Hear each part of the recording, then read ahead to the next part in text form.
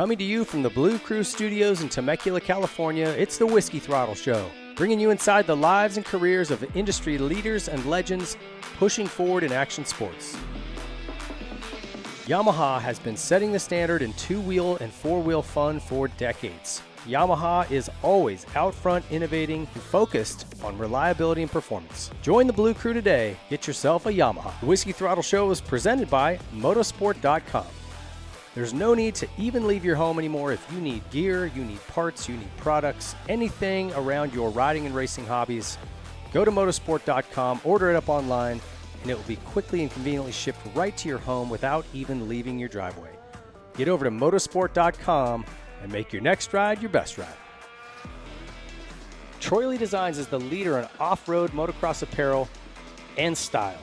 So whether you're looking for a cool new paint job for your helmet, maybe your name and number on your helmet lettered on, you're looking for new gear, you're looking for mountain bike gear, off-road gear, they've got the brand new Scout line in GP and SE models. Troy Lee Designs has it all. They've been leading this industry for decades, and they're going to continue to do it.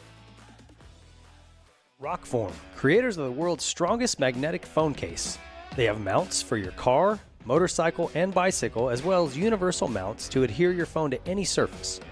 They also have screen protectors, power banks, stands, chargers, and more. And don't forget the G-Rock wireless golf speaker. Magnets adhere this powerful speaker to your cart, or any metallic surface for that matter, so you have tunes while you golf, work, or hang out. Rockform, always innovating the phone case market. Rockwell designs all their sunglasses in their U.S. headquarters in Utah. Then they are manufactured in Italy using the strictest craftsmanship standards, ensuring you get the best pair of sunglasses you've ever owned. From men's and women's designs, floatable, alloy frame, and a UV 400 rating, which blocks out 100% of UV rays, Rockwell has everything you need for you and your family. Use our code WT20 for 20% discount at checkout at rockwelltime.com. The Whiskey Throttle Show is proud to partner with El Jefe Energy. Whether we're throwing a leg over a bike to go riding or covering Supercross races and nationals, El Jefe keeps us firing. Early mornings at the track, long motos, or late nights wrenching in the garage, El Jefe brings the goods and 200 milligrams of caffeine to the party. Visit eljefe.com to check out all the flavors they have available, or go to your local convenience store and pick up a can. El Jefe Energy is fuel for the fearless. Welcome to the Blue Crew Studio, guys, and another episode of the Whiskey Throttle Show. I am stoked on this guest right here. I've been bugging him, driving him up a wall for probably 2 years. Couple, yeah. It's Larry Brooks, an incredible racer, and in my opinion, one of the best team managers the sport's ever seen. Larry, thanks for coming on, man. No Appreciate problem. you making the time. I'm glad I could make it. We start off with our motorsport.com gate drop, guys. So if you guys need anything, any parts, gear, you don't want to go down to a dealership, check out motorsport.com. They'll send it right to you quickly and cheaply.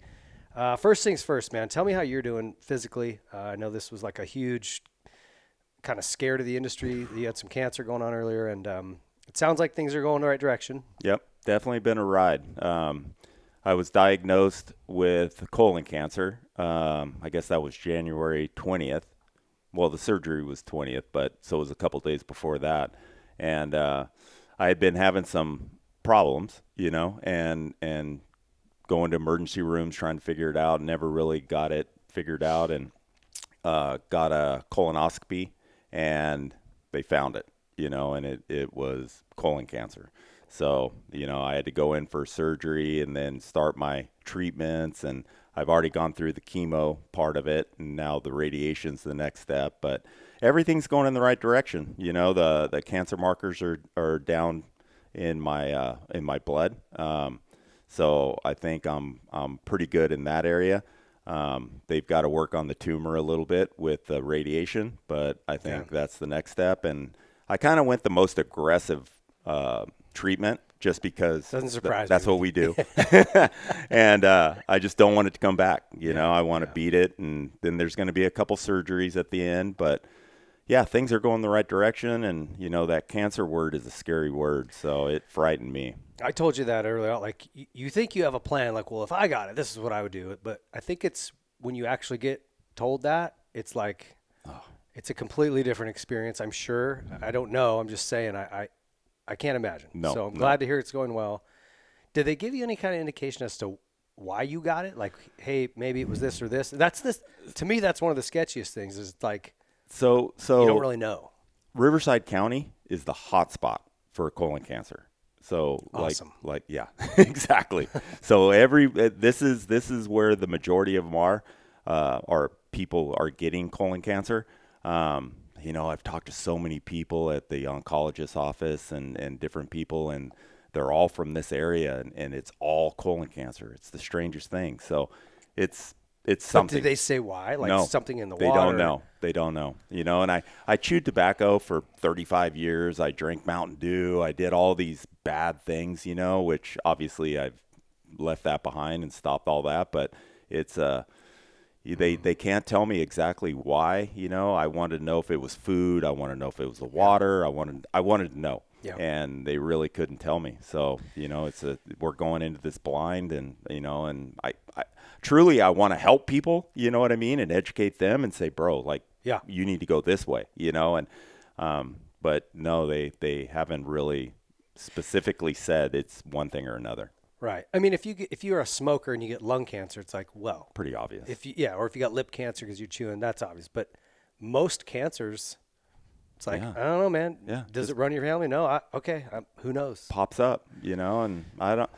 Yeah, the whole cancer thing's scary as crap. Yeah. So. Yeah. Well, I'm glad to hear it's going well, dude. And you made it to the last race. Yeah, I was really pumped about that. That was a bit of a challenge, And did you take a motorhome? Is that what I heard? So I pretty much locked myself in my house for like 4 months because I didn't want to be around people, just because my immune system was low and everything, and I was really trying just to concentrate on healing, and I had to go down to a pro circuit and went down there and talked to Mitch for a while, and he's like, you have to go to the last race. Like, there's no way you can miss this last race. So Mitch and Jimmy Button got on the horn, and they found me a motorhome, and they took it up there for me. And I didn't go in the motorhome. I went in my truck. The plan was to go in the motorhome, lay down, but I don't want to be a wimp, So me and my chick, we just drove up there in my truck. Oh, so you still did drive? Okay. Yeah. And but the motorhome did come in handy. Like, I had to dip out and kind of do some things in there and kind of get some rest. And it was a long weekend. That was the first time I'd been really out of the house. And how stressed were you Saturday too? I mean, that's the other component of it. Just like, as a fan, I'm watching, and everybody's up in the media room. Everybody was like, I don't know, standing. No one sat. Everyone's nervous. There was some guy next to me like, I'm nauseous. I'm so nervous. And I'm like, calm down, you pussy. But then I'm like, I'm kind of nervous too. Yeah. No, it was lot. I mean, one race, 1 point. Like, really, it was. I could kind of control my stress because in that situation, it's either win or lose. There's no strategy. It's like those two guys racing together. And what was said going into that main event? Because honestly, all day long, Hunter looked better. Yeah. Kenny didn't. His times weren't great, and then he had that tip over in the heat. Yeah. If you were kind of going, oh, it's looking like probably Hunter going in, right? And then he pulled it, right? But the strategy was more wait for the main. Yeah. Like you did good enough in qualifying, and it's kind of like been that way all season long. Just wait for the main. That's the only one they give points and money to. Yeah. So let's just wait for the main and give it everything you have. And he did it. He got off the gate, kind of took a risky gate position on the outside of the box, and it worked out for him. Like, that was his choice too. Because I was more forcing or thinking to go to the left side. And he's like, man, this gate's pretty good over here, And I think his dad he talks to his dad quite a bit. And he was telling me what his dad was saying. And so we kind of had a little powwow. And I'm like, dude, if you're comfortable there, because that's the biggest thing is that they're comfortable. Yeah. If you're comfortable there, do it. And I always like next to the box. I did too. It's like an empty gate, You always have a little more room. Yep. You have that space. And there was 2 ruts, actually. And somebody had kind of gone a little sideways on the grate and made a new rut. And so it's like, let's go to that one. Damn. Okay. Well, it had to be like, I don't know. You've won a lot of championships, and we'll go through all those. But this seems special. It was just all the circumstances. Kenny being the oldest champion ever, him coming back from those injuries. This team, you took without you and without Kenny, it's a lower level team, right? And I'm not, no disrespect, but what you guys did in 2 years? 3 is like, yeah, pretty amazing. Yeah. Had to feel good. Felt really good. The Pipes, they wanted to win. You know what I mean? And then we talked and kind of came to the decision that, okay, I'm going to go over there and rebuild their program and kind of the infrastructure and build it up. And then they start hiring Ken Roczen the very next week. It's like, whoa, slow down a little bit. But no, it's great. Do you think, because we were chatting earlier about that, like everybody wants to win, but do you think they knew what that really meant? I don't think anyone knows what it means until they're in the fight. And they're pulling their pocketbook out, and there's a lot to it, and a lot of strategy, a lot of stress, a lot of money being spent, a lot of time. Yeah. I don't think anyone really knows the amount of work that goes into it until they're really in the fight. Aaron just seems so cool to me, like just you wouldn't know he's got money if you just ran into him. Right. And I like that about a guy. Yeah. Wardy's father-in-law always struck me that way. You know what I'm talking about? Yep. He'd show up in coveralls and a hard hat at Tom's farm. Yep. And you're like, who is this grubby old dude, And, oh, yeah, that guy's worth like hundreds of millions. He owns everything. Yeah. You're like, oh. Yeah, yeah. I like that. I like that when a guy I do too. And they've been so good to me. So, and honestly, throughout this whole cancer deal that I've had going, like the Pipes family, Dana, Aaron's sister, Dustin, they've all been so good to me. So I feel like I'm part of their family kind of thing. So it's a great feeling. It's kind of like that it feels like that. And I guess that's a good, successful team has to have that kind of vibe, that family, really tight-knit vibe. Yeah. Because I can tell Kenny looks up to you a ton. Yeah. I can tell that, like you're saying, all of the owners and stuff, and you guys are a very tight-knit group. Yeah. And I think it takes that. You can't be disjointed or have people not really like each other and it doesn't work out. Exactly. No, it's a lot. I mean, it's a lot of personalities. You know what I mean? You gotta hire the right people with the right personality and kind of mix and match all those people. But we kind of built it as a family, and it seemed to work out. Yeah. So, I mean, everyone enjoys it. Yeah. Well, I was happy for you, man. I was all this stuff, once he crossed the finish line, just that next 45 minutes, right. Fans, half the stadium was still there, which is wild. I don't think I'd ever seen that. Never.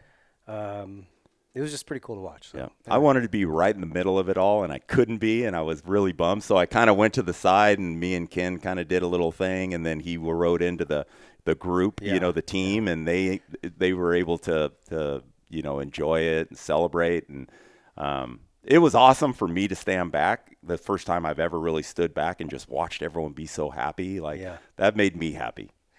Yeah, that's cool. Yeah, it was probably a different perspective. You would normally be in that huddle, but right. You're trying to keep your distance from people. I get it. Yeah. It was probably interesting to stand back and watch. It was different for sure. It was quite a bit different, but from that perspective, it was really, really cool to see the happiness and everyone enjoying it. That made me happy. So.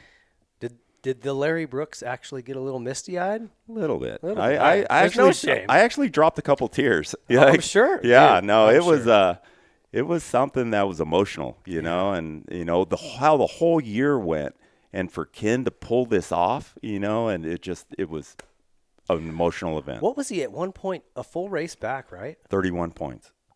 Yeah.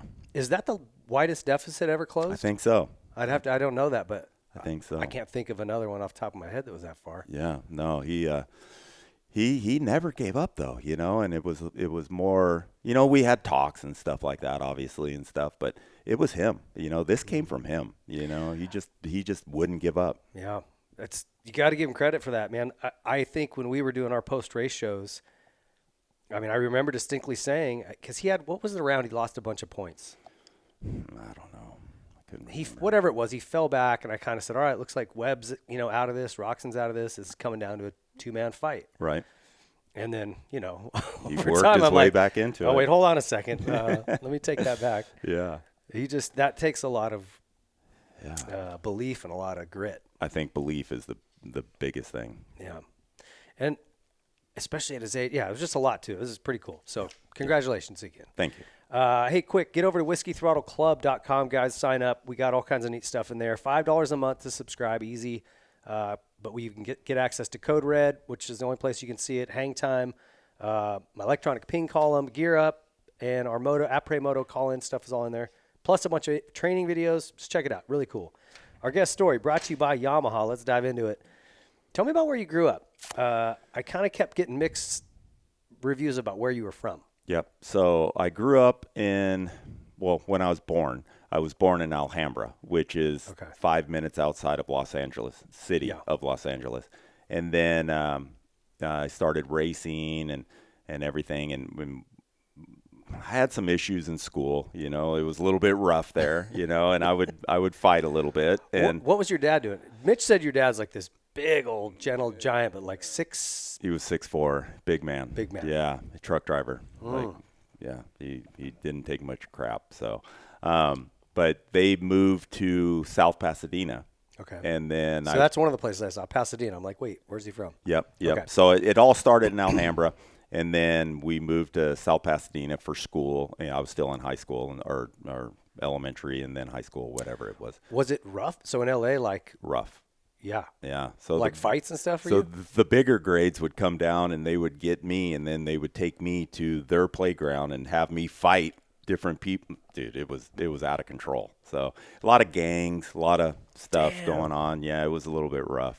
It was. So you were telling your parents like, hey, this happened today at school. The principal told them. Okay. Yeah. So I was out of that school probably a couple weeks later, and they bought a house in South Pasadena, and we just went up there, and a lot nicer of a neighborhood. The area was better, and I finished school through in South Pasadena. Okay. So but did you start racing while you were in LA? I did. Correct. Okay. Yep. So tell me, did you have a sibling? You had a sister. A sister. Right? Yeah. Yep. Older or younger? She's older, 4 years. 4 years. Okay. Mm-hmm. Are you still close with her? Is she around? She lives in Texas now. Okay. My mom, she was living with my mom, taking care of her before she passed away. And then when my mom passed away, we sold the house, and then she moved off. So she lives in Texas. Honestly, my mom and dad were both from Midland, Texas. So all my relatives are from Texas. So she went there, just, more family there for her and everything. So, well, it's understandable wanting to get out of here too. I mean, California. Newsom's he's done a deal on our state. That's crazy. Yeah. Did you play other sports back then before you got into bikes? Nothing. No. Because you got in early. Moto. That's all I did. So how'd you get your first bike? How did that all come around? It was Christmas. It was a Christmas present. I went to Texas. My cousin had a little mini bike, and we rode that in the field, and I just was addicted. I have to have a motorcycle. How old were you? 3, 4? No. I was like 8. Okay, little. Okay. Yep. And so I didn't get a motorcycle till I was 9-ish, something like that. And then, I raced every weekend, and we went out to Indian Dunes and learned how to ride and everything. And they were having a Mickey Mouse Club race, and it was kind of a long story. Mickey Mouse Club? So Mickey Mouse Club was filming the race, and they were going to show it on television or whatever. And me and my sister rode too. And we were out there riding. They were like, oh my gosh, you guys are pretty fast. Why don't you come and do this race? And so my dad drug us out there, and my sister got knocked out. So that was the end of her racing career. And I finished like third, I think, my first race. So I was like, oh man, this is the greatest you were just thing. Hooked. Oh, hooked. So Indian Dunes was pretty sweet. I never got to ride there for it. Was awesome. It was anyone that hadn't ridden there, they wouldn't understand, but it was big, riverbeds and then mountains, and you could just trail ride or ride the motocross tracks, and it was a really good time. It really. seemed like it. Yeah. I drive past it on the 126 there, and I'm just like trying to make out where it went, and it just seems like a cool spot. But all the stories and photos, and it was super cool. Yeah. It was definitely a place to grow up and learn how to ride motorcycles, because there were so many different kind of terrains and everything, and you could do whatever you wanted. And what year would that have been? Jeez, 76, 75. So just like a different time in the sport too, right? I mean, I think of I started in 83, and in Montana, you got to go back about another 5 or 6 years because they're like going back in time a little bit. But I just remember racing being so family friendly, and like there wasn't attitude or ego really. It was just like a good community. Yeah, it was quite different, you know. It doesn't seem like that to me anymore when I go out to a track. It's so serious now, you know what I mean? Is that what it is? Yeah, yeah. I mean, they're seeing the pot of gold at the end of the rainbow, and that's what they're chasing, you know. And they forget that it's fun, you know. They forget why they started doing this, and you know, my parents and all their friends, they would just drink beer and you know, have a good time, and all the kids would go racing, and you know, ride BMX bikes in the pits. Yeah, we would kind of, you know, do our own thing, and it was the most fun I think I've ever had in my life. Yeah. So I think back at those times of how great it was. Probably because at that time, like the best guy in the world or in the country wasn't really making any money. No. Right? So quite a bit different than now. Once there's no money involved, then you're just doing it for the love of it. Right. It's more pure, right? Yeah. Like we always want our riders to make more money because they deserve it, but the more money you bring in, you lose that whatever that soul is. The fun part. Yeah. Yeah. It just goes away. Yeah. It sucks, but yeah, money's evil. I mean, it's definitely takes you down a different path, you know, and you kind of have to put that out of your mind as a professional racer, I think, and just remember why you started doing this. But it's hard. Especially now. I mean, even the 90s guys had a lot of fun, right? If it rained, I remember days here, just MC, Rhino, Phil, we'd all just go out in the hills and ride all day. Yep. They don't do that anymore. They don't. Nobody play rides, you know, and we talk about that quite a bit, and I kind of push that and want them to play ride just because you learn so many more bike skills, you know. And, totally. Yeah. And you just, if you do it right, you kind of fall in love with the sport again. And right. You know what I mean? Like you just go, damn, that was fun. No lap times, no pressure, just enjoying it. Right. We had Adam Cincerillo on the show back when he was racing still, kind of the peak of his 4D career. Mm-hmm. And we went riding the day before. It had rained in the hills. I took him to this turn track. It was sweet. Yeah. And he's like, okay, today's my off day, so I'm just going to do like 10-minute sessions. And I'm like, why don't we let's just ride. Let's just ride, man. You know? It was like everything has to be so scheduled and structured, which for practice days, I get that. But it's like they can't turn it off. But that's kind of how the sport has grown. You know what I mean? It's gotten more structured. It's gotten more serious. It's, you know, and they have all these facilities, and all the kids are hammering motos. And again, kind of forgetting why they started doing this. But it makes one thing better, but it makes another thing worse. Right. Yep. It's a trade-off.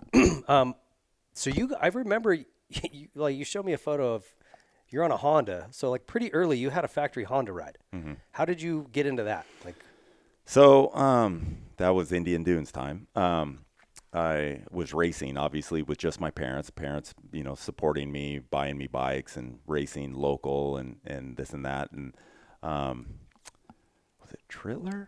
It was Shane Trittler's dad.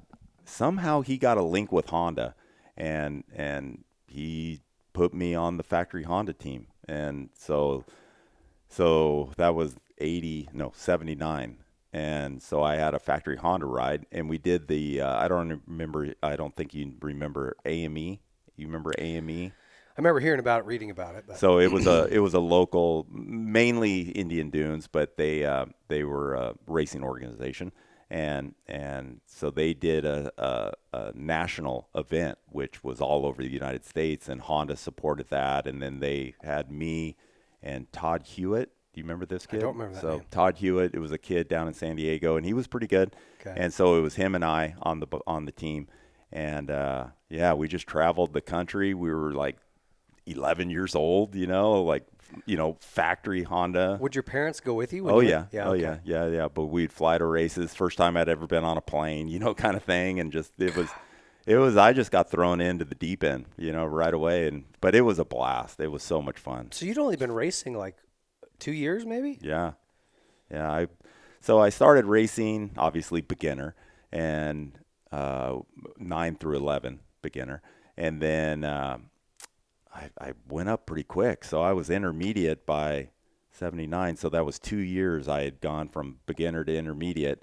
And then I turned 12, which I had to go to 12 and over. And then I just went expert and just went for it and had some success. Yeah. Well, yeah, people don't know you that well. you were a mini bike phenom. You were like one of the guys. Factory R&D, factory Honda. I think you were on a Yamaha for a minute, right? Yeah. So tell me that evolution. You started on this Honda when they launched the CR80. Correct. You were kind of the kid to showcase that, and was air cooled. Like, Yeah. it's pretty. Yeah. We got a picture of it. That's sweet.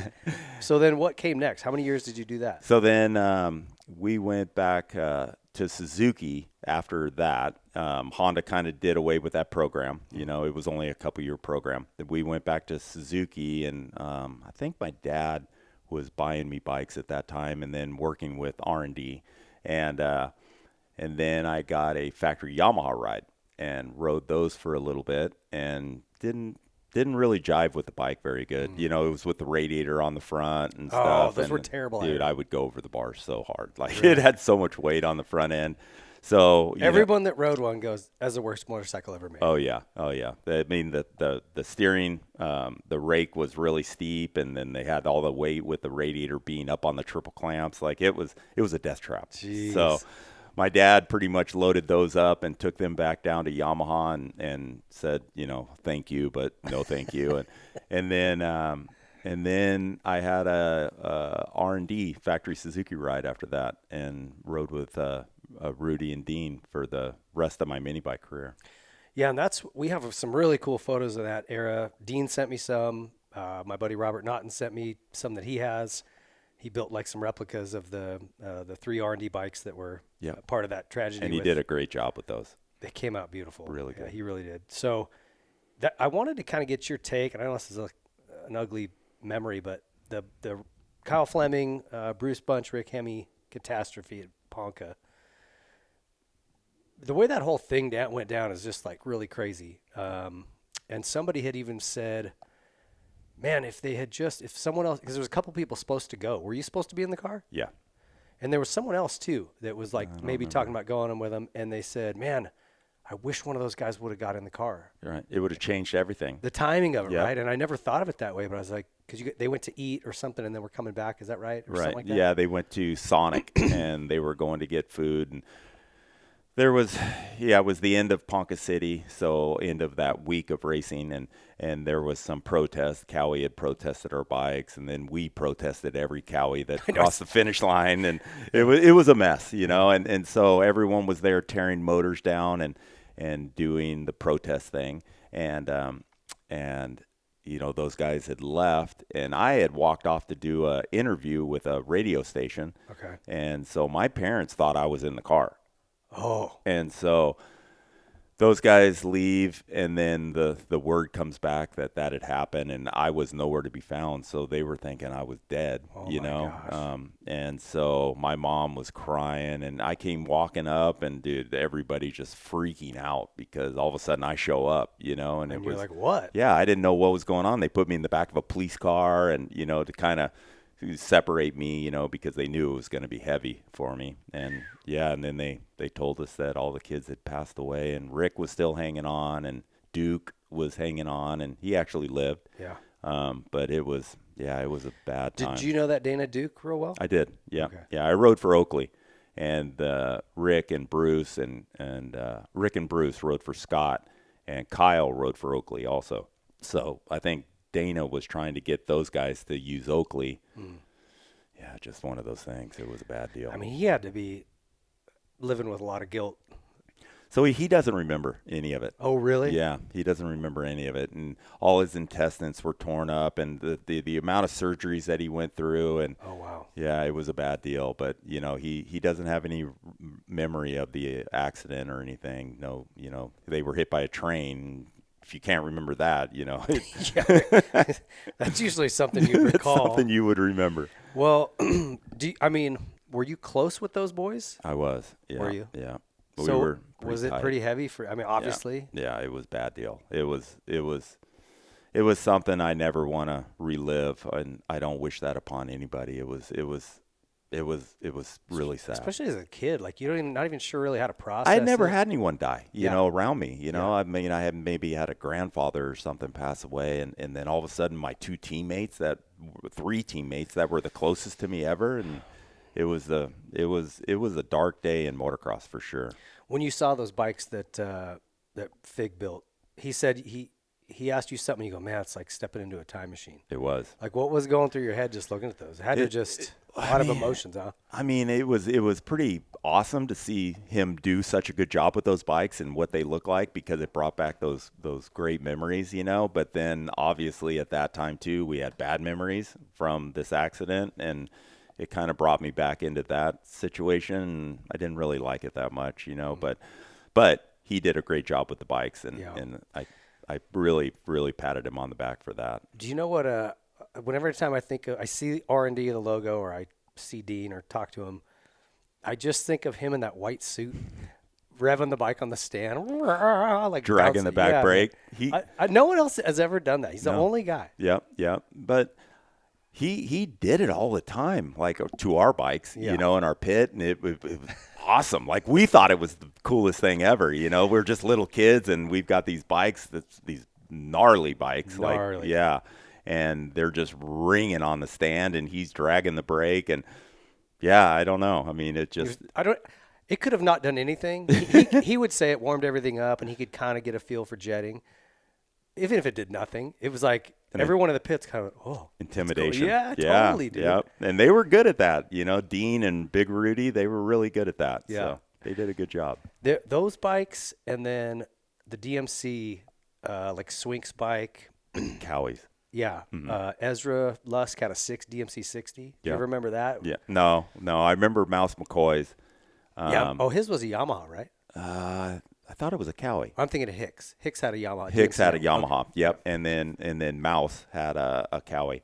But yeah, DMC did a good job too. Dave, he had some skills. He was a great fabricator. Just hearing, you could hear those bikes and be like, what is that? Yeah. You know. And they had discs on them. You know, we didn't have discs then, and he was a trailblazer. Like, he did. Dave. Yeah. No. The custom stuff he'd make. I mean, aluminum tanks and the swing arms, like, it was beautiful. Yeah. His work was prime. So Loretta Lynn's didn't really. It didn't exist. Okay. So I won Ponca, and I think returned the next year, and then I think Loretta's started that next year or the 2 years later. So Loretta's was brand new. Yeah. You know, the big race at that time was Ponca City. Yeah. Even when I was a mini bike rider, Ponca was still bigger. Right. Some people would go on to Loretta's, but a lot didn't. It was just like Ponca was the focus. Yeah, Ponca kind of faded out, and Loretta's took over, and it is what it is today. You were still doing World Mini though, right? Oh yeah. Yep. Yeah. Did you win a lot of stuff there too? I mean. Yeah, well, it was Saddleback, and I was a local Saddleback guy, so crushing them. Yeah, it was good. What about your jump to big bikes? So you rode out the rest of your career with R&D. Yep. And then what did you do when you got on big bikes? So I rode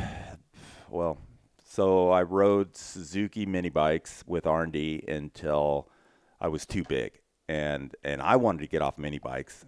They didn't want me to get off mini bikes. Suzuki didn't want me to, and so it's funny how. You probably look like a I was monkey giant. on football. I was so giant. You could squeeze one more year out. That's what they were trying. And I was doing well, you know, and they wanted to have a good rider and stuff, and I get it. But, you know, it was kind of holding me back, I felt at the time. Yeah. So we just kind of parted ways, you know, right before Ponca, actually. Oh, really? It was probably hard on them. They probably didn't appreciate that at all. But, you know, my parents and myself, mainly my parents, you know, they wanted me to go big bikes, and I just, you know, stopped riding for Suzuki without a ride. I'd had no big bike ride or anything, and so maybe a couple weeks later, I got a call from Honda, and they were doing a pro support class, and so so I was a supported Honda rider at the time. Which is just bikes and parts, really, or what was the? Yeah, but they would help me out within the factory, you know what I mean, or the manufacturer. Like, they give me good parts and send me the right direction, and more, you know, help you out with your career more than anything. Okay, so was that 84? That was 1984. Yep. Okay, so you did Ponca. Did you do Ponca or not? I didn't. Oh, you didn't. But I came back the following year. I missed the 83 year. And then I came back in 84 to Ponca and raced big bikes there. Okay. Yeah. So that's what it looked like, because your first result, you did Washougal in 84. Right. Your first pro national. So I went to Ponca on big bikes in '84. Raced 125 and 250 class. Pro expert or expert pro How or did it whatever. I think I won. Okay. Something. Yeah. I won the 250 for sure, and I'm not sure about the 125. But Okay. so we drove from Ponca straight to Washougal. Pro Circuit was doing those bikes for you, right? Yes. Okay. Yep. I was trying to. So that piece it was together. Mitch was Husky before that, and then I got this Honda ride, and someone introduced me, Ross Maeda or somebody, Enzo. Enzo was doing my suspension, and then it wasn't Enzo then, it was KYB, but it was Ross. Ross. Okay. Yep. And Ross or somebody got me linked up with Mitch. So Mitch was all Husky all the way, and so this was his first Japanese bike. So Oh, okay. So that was his. So you're OG.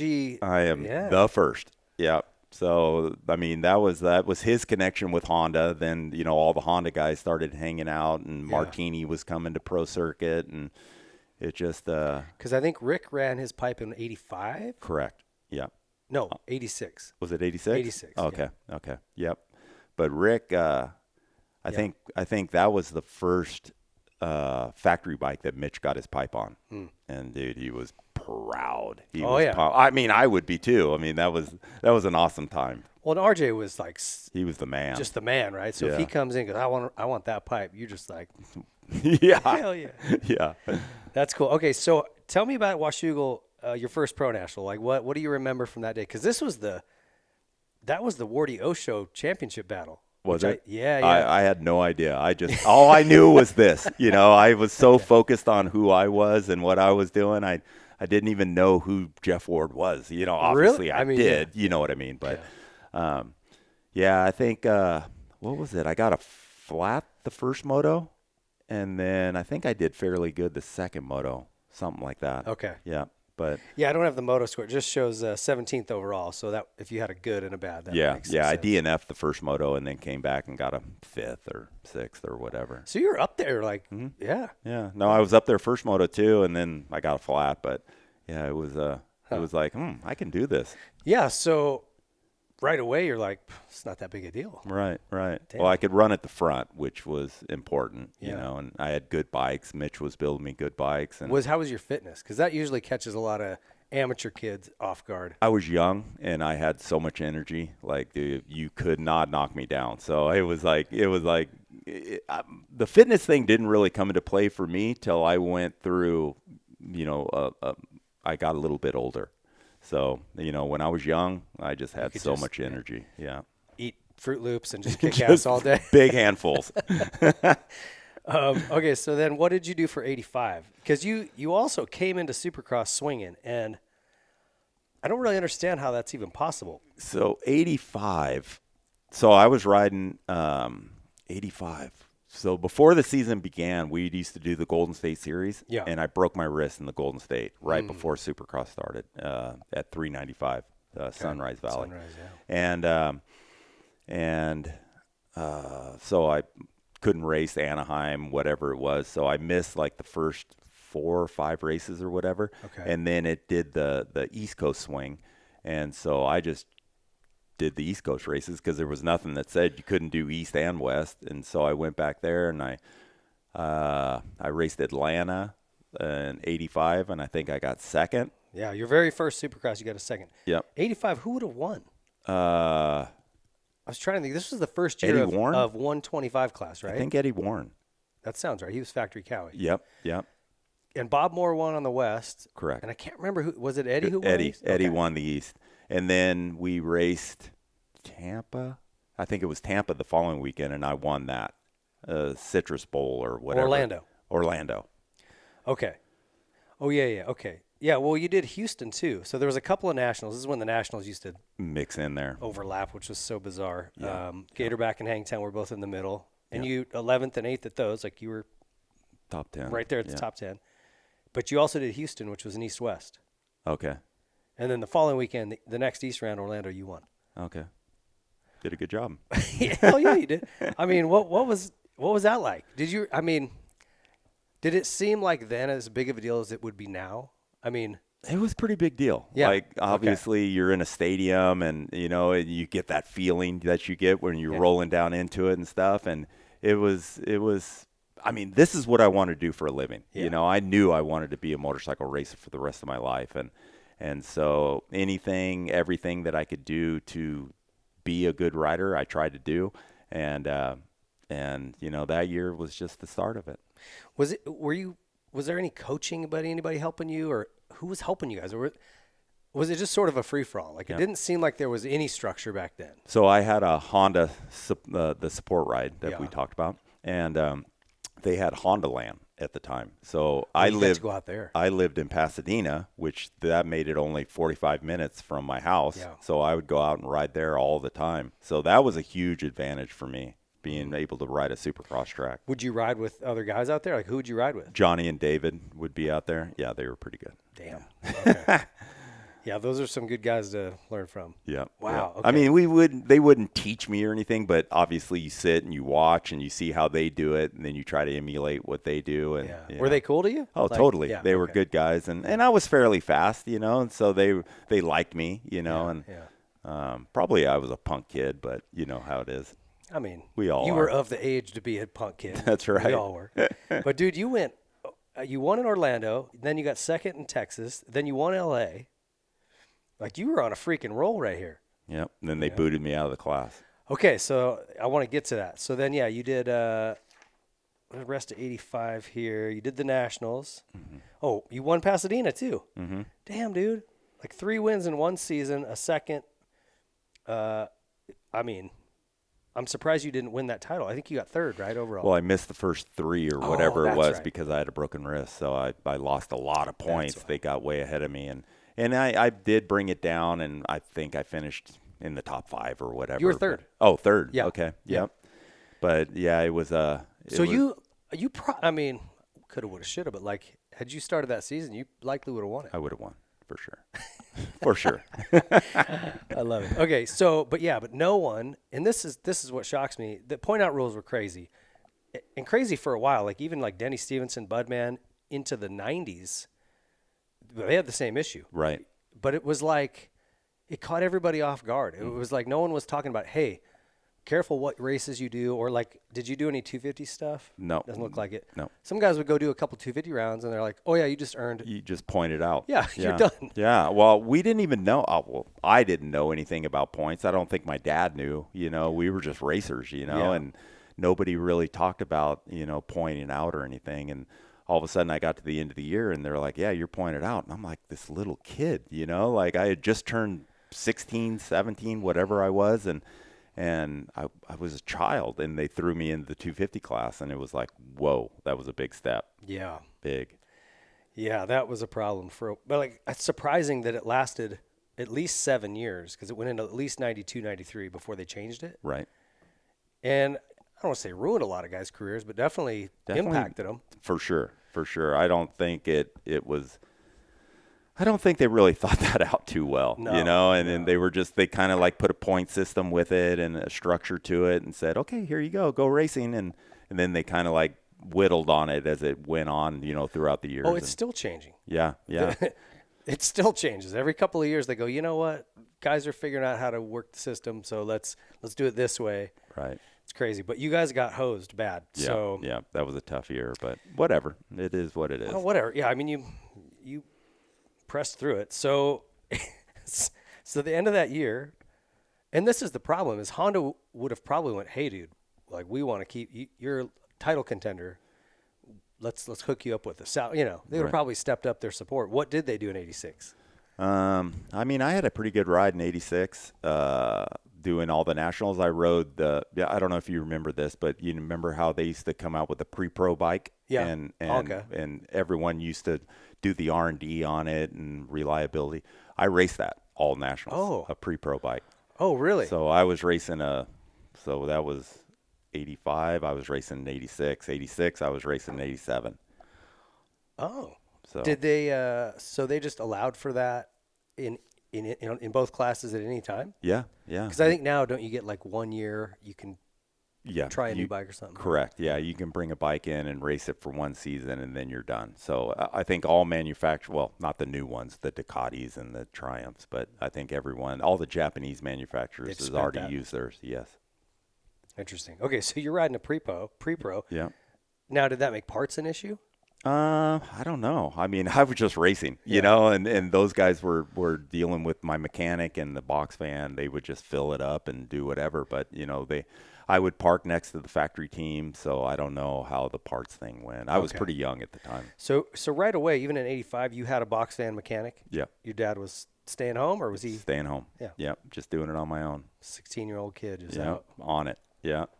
Different time. Yeah, different time. Definitely different then, you know. I think people kind of, I don't want to say kids, but, you know, the racers, they kind of just wanted to do it their way. You know, they had dealt with their parents all the way through mini bikes, and they were just looking to cut that cord and kind of go out on their own. And that's where I was.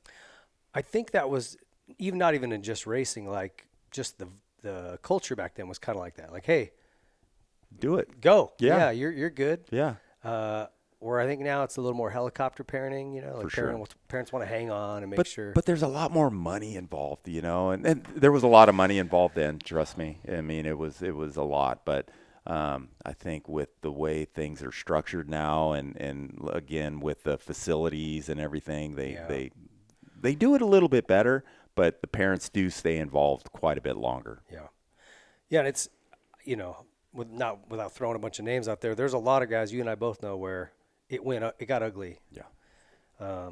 So again, money. Yeah.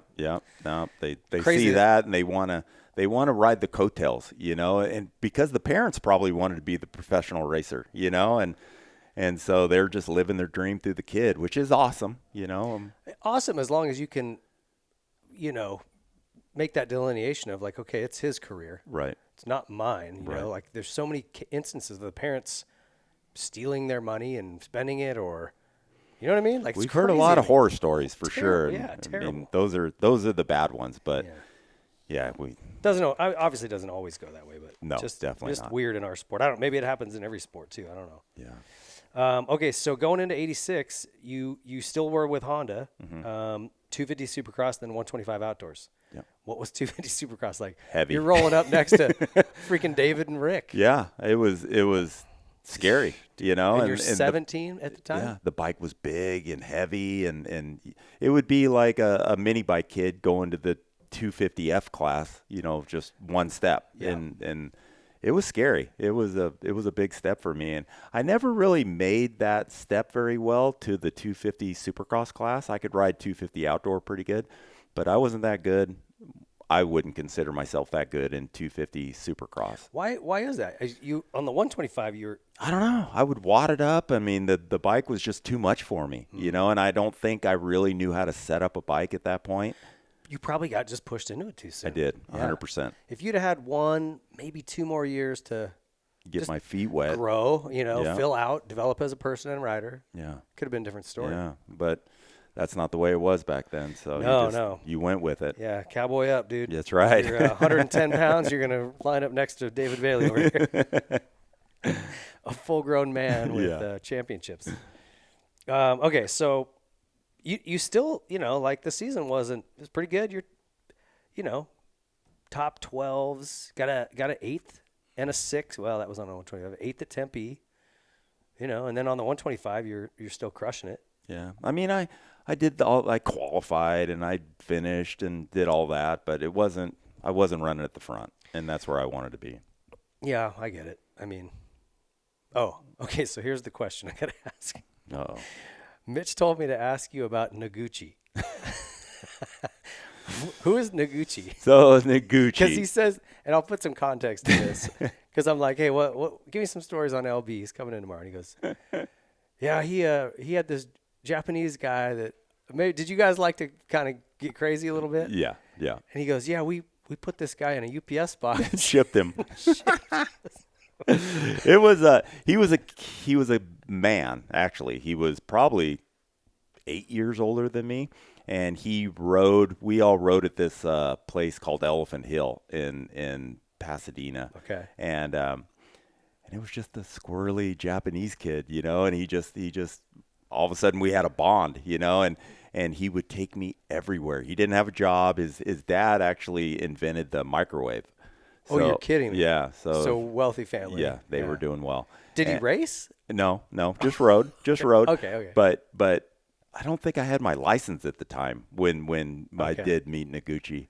And he would drive me everywhere and take me practicing. And he was just my man friend, man friend before there were man friends. The OG man friend. That's right. That's great. But yeah, he was a little bit goofy, and Mitch would give him shit all the time. He would. So, yeah, it was fun. Do you still keep in touch with him? He passed away. Oh, he did. Yeah. Oh, doggone it. Yep. Well, that's funny. What about any good Mitch? He said you hung out with Troy. He goes, oh yeah, he also liked to hang out with Troy, which you know where that leads.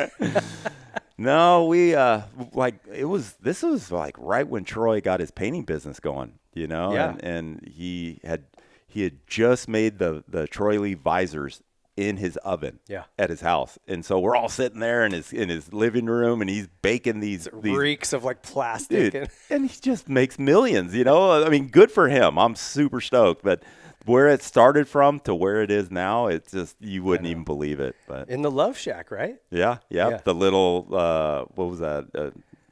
Little building behind a rental they had or something. Yeah. He still owns that. Oh, he does? It's called the Love Shack. All of his riders stay out there when they're out here testing and stuff. Oh, yeah, there's a lot of stories. If that building if their walls could talk. I'm glad it doesn't talk. I'm so glad. We would get crazy for sure. Troy was, even now, you get him out and start having some drinks, and after about 4 drinks, his favorite drink becomes a whiskey vodka. Oh, my God. And he'll tell me to go to the bar and order him a whiskey vodka, and I'm like, I don't think that's a great idea. No, that mixture might send you upside down. But he doesn't care. He'll just... Nope, he's not afraid of anything. Did you guys do anything bananas? He got arrested a lot. The stories with he and Mitch are like... Yeah, no, I didn't really have any issues with police. Nothing that crazy? Nothing like that. I mean, we got crazy, but no one knew about it. Yeah. One of those things. That's probably for the better. It is. And I don't want to talk about it. Okay, we won't talk about it. All right, 87, still with Honda? Yep. Okay. And any, going into this year, did you feel more prepared? Okay, I'm better on the 250 and I got a whole year. So I thought I wanted to win the 125 Outdoor Championship that year. Okay. And I put a big push on. And I think I was right in the points lead or right near the points lead, and we went to a race in South Carolina. I don't think they have it anymore. And I got second the first moto, and I was leading the second moto, and my bike broke. Oh, Secession. Mm-hmm. Yep. And my bike broke the second moto, and I had a 20-second lead, whatever. I had it, and I was going to take over the points lead that day. And the bike broke. I had to walk back. It was 150 degrees, and it just kind of took the wind out of my sails. I didn't really have the infrastructure around me to help me in those situations. It was all up to me. And so it just kind of took the wind out of my sails, and that season kind of went upside down from that point on. How big of this is again why I think ex-racers make the best managers, because you have that experience. A rider can't just be an island, be all by himself and get it done. You just can't. Right. You have to have support from multiple angles. Right. At home, manager, mechanic, the technicians working on stuff. Everyone. You probably had all the pieces personally to get this done, but you had nobody to I didn't have talk you off a ledge when you start to melt down or correct. Yep. And I'd let that event just destroy my whole season. And then bummer, but I think back and that all these things have kind of made me who I am now, and kind of realize that a racer needs certain things, and now I'm able to give that to him. And so it kind of built who Larry Brooks was. Yeah, that's cool. And now you have how many Supercross championships? 5, 6? 6 of them, and an outdoor with Langston. Oh, yeah. So that's 7. You got them all. Yep. So Jeremy gave me a pat on the back and welcomed me to the 7 championship club the other day. So he's got 7 and That's right. 7 big ones. Dang. So it was good. I'm with royalty today. Shoot. So this year too, you actually did in Supercross, like started with a 10th at Anaheim, but you were 6th in Texas, 7th at Pontiac. Like you had some good rides on the 250. Yep. So obviously good on the I 125, but even I kind of figured it out a little bit and got a little bit better, like what you were just saying. Like that's 2 years later, So they just moved me up too quick, and so I started getting it down and figuring it out, and it just came too late, And everyone kind of thought you were done. You know how the sport is. Oh man, here today, gone today. That's right. This evening. That's what I like to say about this sport. I mean, you better don't blink. Everyone will have forgotten. Or about you're out. So you switched to Cowie in '88. Why? I just thought it was a better deal. Mitch kind of steered me that way. What was it? Roy Turner. Roy Turner was the team manager there at that time, and Mitch kind of made a deal with him for bikes, parts, and I had a pretty good deal. Yeah. And a little bit of money and decent bonuses, and the 125 just wasn't the greatest bike, and the 250 was really good. It was good? Yeah, it was a really good bike, which I really enjoyed riding the 250 Cowie. But the 88 125 was the dog. It just wasn't ready. And the Honda was such an elite bike compared to what the Cowie was at the time. And going back to '87, who won? Was that Dogger? Who won in '87 in the 125 class? Mickey Diamond. Mickey. Mm-hmm. Yep. So Okay. it was Ronnie. Ronnie won 2 years, and then Mickey came in and won 2 years. Okay. Something like that. Was that factory Honda like? It was good. Way better than even what you were racing? I wouldn't say that. I think chassis. You were on a pre-pro, so kind of. I think chassis and Mitch was building my bikes in '87, and because I really thought I was going to win that championship, and so what was it? Mickey's bike was better chassis, better suspension. It was factory Honda. It was. Works parts, those guys are. That's a great team. Yeah, for sure. Okay, so '88, you're on a Cowie. How does it go? It looks like you missed some opening rounds. I have no idea. Okay. I don't even You didn't start till February 6th. Maybe the series was late, but no. I don't see anything at Anaheim, San Diego. I mean, I raced Anaheim. I might not have qualified. Oh, okay. I don't know. Yeah. But then you, like 125, even though that bike was slow, 4th at Gatorback, No, I had some decent results. I mean, I could make it work, but I was a big kid. I was like 175, and I was like on the heavier side. I was kind of thick. When did you shoot up? As in weight? Like height, weight, yeah. Because you were little the first year. Yeah, I guess that was like the big middle of '86, somewhere around there. Okay. And then I kept growing, and my parents, I have good genes. My parents were strong people and fit and all that. So I've been lucky, and I started gaining weight and getting a little bit taller. But, nothing compared to what I needed to be. Yeah. But, yeah. Okay. So overall, '88, just kind of like. Decent year. Decent year. Yeah. And you stayed with Cowie again in '89. Was it a 2-year deal or just you? So the '89, no, I stopped at the end of '88. I just didn't want to race 125s anymore. Cowie wanted me to race 125, and I'm like, man, your bike's just not that good, And hadn't changed for '89. Right. And so, honestly, I just went and bought Hondas. Oh, you did? And tried to race, and that didn't go so good. Yeah, that was really difficult. Okay. I had no support, no anything. I had kind of left Cowie in the wrong way, kind of a Prado way, and it wasn't good. So you were the original Prado. Yeah. So I between my wife's father and my dad, they bought bikes and parts and everything, and I tried to go. Well, you were married already. Oh yeah. No, I was living with her. Oh, okay. Yep. Okay. We had moved in together at 19. Oh, dang. So, yeah, Okay. we were kids, idiots. But it's kind of what you did then, though. If you're still together, then it was the right move. No, she's an awesome person. So it's all her. Yeah. But all right. I got to say the same thing about my wife, too. I mean, She fixed me. In a lot That's of ways. right. That's the exact way I feel too. That's how it works. Yep. She put up with me being an idiot and sort of helped me get better. For sure, I would have been dead by now if I didn't meet her. Totally. Okay, so did you go back to Cowie then? Like what? So or did you just stick it out all year on the Honda? So yeah, I rode 89. I rode Hondas. Didn't do well. Kind of just jumped in, jumped out that year. You know what's weird is you're listed as on a Cowie in all the results. Oh, really? In 89? Yeah. Oh, I was Did on you a Honda. maybe when you signed up were you still on the Cowies? I could have. I don't know. Yeah. I have no clue. Okay. Yeah. Could be a. So 89 wasn't a good year. It was this one that I'd like to forget. Really? Yep. Yep. Okay. Well, moving it along then. What about 90? Back onto Honda, but you only did 2 rounds. Did you get hurt that year? Yeah, that's the year I burnt my neck. Oh. I got sucked up in the rear wheel, and me and I don't think I know this story. So I was living in San Diego. That's this scar right here. Yeah.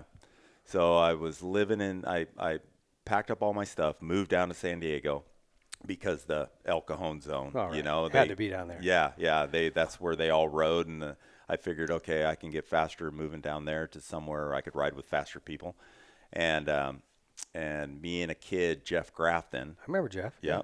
So we were riding together, and there was a long rhythm. Was he your age? I thought he was. He was younger. Younger. I was yep. say, Yep. okay. He was riding 125. I was riding 250. Okay. But we were friends. Okay. And there was a rhythm, and I was going 4-4, something like that, and he was going 2-2, and I jumped in 4 and hooked bars with him, and I was like, whoa, and just shoveled off the back. Well, he grabbed a big handful, nosed into the next one. My feet dug in, and I went right into his rear wheel. So it sucked me in and snapped my neck and knocked me out. And my neck was on the silencer, and my back was on the rear tire spinning. Oh. So kind of like that picture that we looked at earlier, you know, with all the skin gone. Skinned you? It was bad. And this was just a divot. It looked like a golf divot. Like it burnt through my esophagus, and yeah, it was bad. It didn't quite get through the arteries. Like if it would have got through the artery, I'd have been done. It burned through your esophagus, like so. You couldn't eat. I mean, what? It was like a little flap of skin. You know what I mean? Like Oh my gosh! when you dude. breathe, it was scary. Yeah. So I woke up. I was knocked out. Woke up. Couldn't figure out how the heck I still had a helmet on and no jersey. You know, It just got ripped off. Yeah, it just got all tore off. And He had to be freaking out. he was freaking. He was losing his mind. Yeah. And this thing, you know what a burn looks like, that real white, and it was probably 2 by 6 inch, something like that. Damn. And so I just went to the hospital, and Did he just drive you, or did you guys? no, another buddy of mine drove me. I was in my box van, and Okay. he just threw me in there and drove me down there, and yeah, they cut it all out and just sewed it up. Like it was a crazy time in my life. But I didn't do much racing that year. It was Well, yeah. I mean, okay, that makes yeah. sense to me. A burn Jeez. is something so different than anything I had ever had before. I had never been burnt before, and just how it takes the energy out of you and stuff like that. Like it was a really strange time in my life. Yeah, burns are different. Did you have to do a graft at all, or no? Nope, They just nope, closed they it. just cut all the burnt skin out and then just sealed it up. It was like a facelift. Right? Pretty much, yeah, it was. It was. My face was like really Super tight. tight. Like I would lift my head, and my bottom lip would go down for a while. What we do? Why are you growling at me? I'm not. I was just looking at the I'm ceiling. not. My skin on my neck's really God tight. dang, dude. Yeah. Yeah, this sport. That's crazy, dude. a little Yeah, rough. the burn stuff. It's different. Like it'll dehydrate you. It's depending on how big of a burn surface area. Yeah. And I was using that silver something or another. It's like a ointment, and it was just all this. I'd never been burned, so I was trying to learn it, you know, and it was a crazy day. Dang. Okay, so let's write that year off too. Yeah. Let's just not talk about it. Okay, 91. You're back on Cowies. What was this season about? 91. So I think I was number 230. Oh, that was that year. Okay. Yeah. So There's a lot of pictures of you for whatever reason that I year. did well that year. Was that why? Yeah. Yeah. Okay. I finished I think 5th in the outdoor series, and Did fairly well in Supercross, and had a good season. Yeah, Okay. Yeah, that was a good year. It was the biggest number I'd ever had. I was like, because I didn't race, and you earned your number, and so whatever number you ended up, or whatever number you earned that season before, that's what you were for the next year. Okay. So you didn't have these permanent numbers and things they have now. So I just chose 230. Was there a meaning behind the number? Just random. Okay. Just whatever.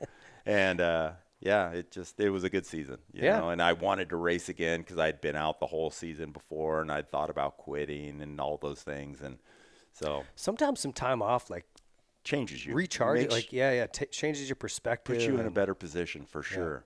It's hard to believe that, but like I remember times where I would break a wrist or something simple, and when I came back, I was faster first day. Right.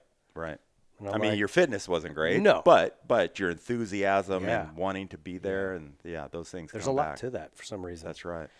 Okay, so Cowie that year, was it a decent deal with Cowie?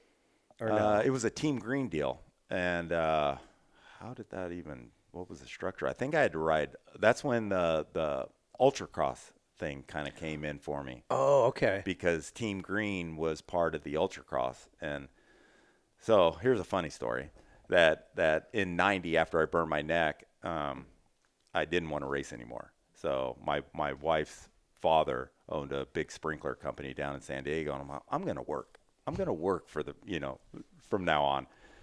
I went to work one day, and on the way home, I was on the phone calling everyone I knew trying to get bikes again because there was no way I was going to do that again. What did you do? Like, what was that day? Hanging sprinkler. Oh. Yeah, fire sprinkler. And, so I'm on a, 40-foot ladder Scissor or whatever lift it was, or, and I'm like, bro, this is scary. Hot. Hot and hard, and I mean, it's a whole different deal. You know what I mean? Like we think we have it so hard, and then you go to the real world, and you're like, I'm going back.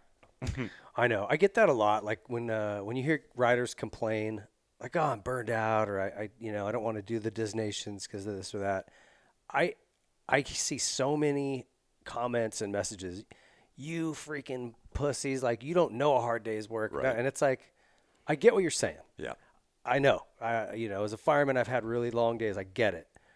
But also, you don't know the stresses that this job has too, like traveling every single week. And the dangers. Totally the danger. There's a lot of that goes into it because that danger wears you out up here. 100%. Yeah. And so I understand. I'm like, I know what you're saying, but also you don't really know what you're saying. So. No, that's definitely a good point. Like, people don't understand the stress these kids are under, the teams or anybody. It's out of control. Yeah. But a hard day's work is a tough day's work. It's a hard day's work, dude. No, and I got all the time in the world and respect for people that do physical jobs. I do too. Yeah. Dude, doing heating and air in the summer in Arizona. Oh, my gosh. Guys do it. They're up before the sun up in your attic. But they do it. And they're tough. It's tough work. Mm-hmm. Okay, so that is funny. You're like, okay, anyway, remember when I said I didn't want to race? Yeah, forget that. Scratch that. I'll do it for whatever. You're right. Give me some bikes. Okay, so you did some Ultracross that year then? I did. I think so. I think I did. And did you hate it, or were you like, meh? I did it. It was a race. I like racing motorcycles, so it really didn't matter. I mean, it wasn't the prestigious thing that we had been doing in Supercross or motocross or whatever. But it was another series, and they did a good job. If I remember right, the money was like pretty good. It was decent. I did one. Do you remember? Okay. No. You might not remember because I think you crashed really hard, but it was Phoenix one. Tempe, yeah. Uh-huh. I kind of remember that. I did crash. I had just kind of moved up to pro, and that one came to town. I'm like, I'll do it. Mm-hmm. And the way it worked was I don't know if it was lap times or a heat race. Heat race. And the better you finished in your heat, the further back you started on the grid. Correct. And it was like staggered. Yeah. And I'm like, well, I don't care about points or.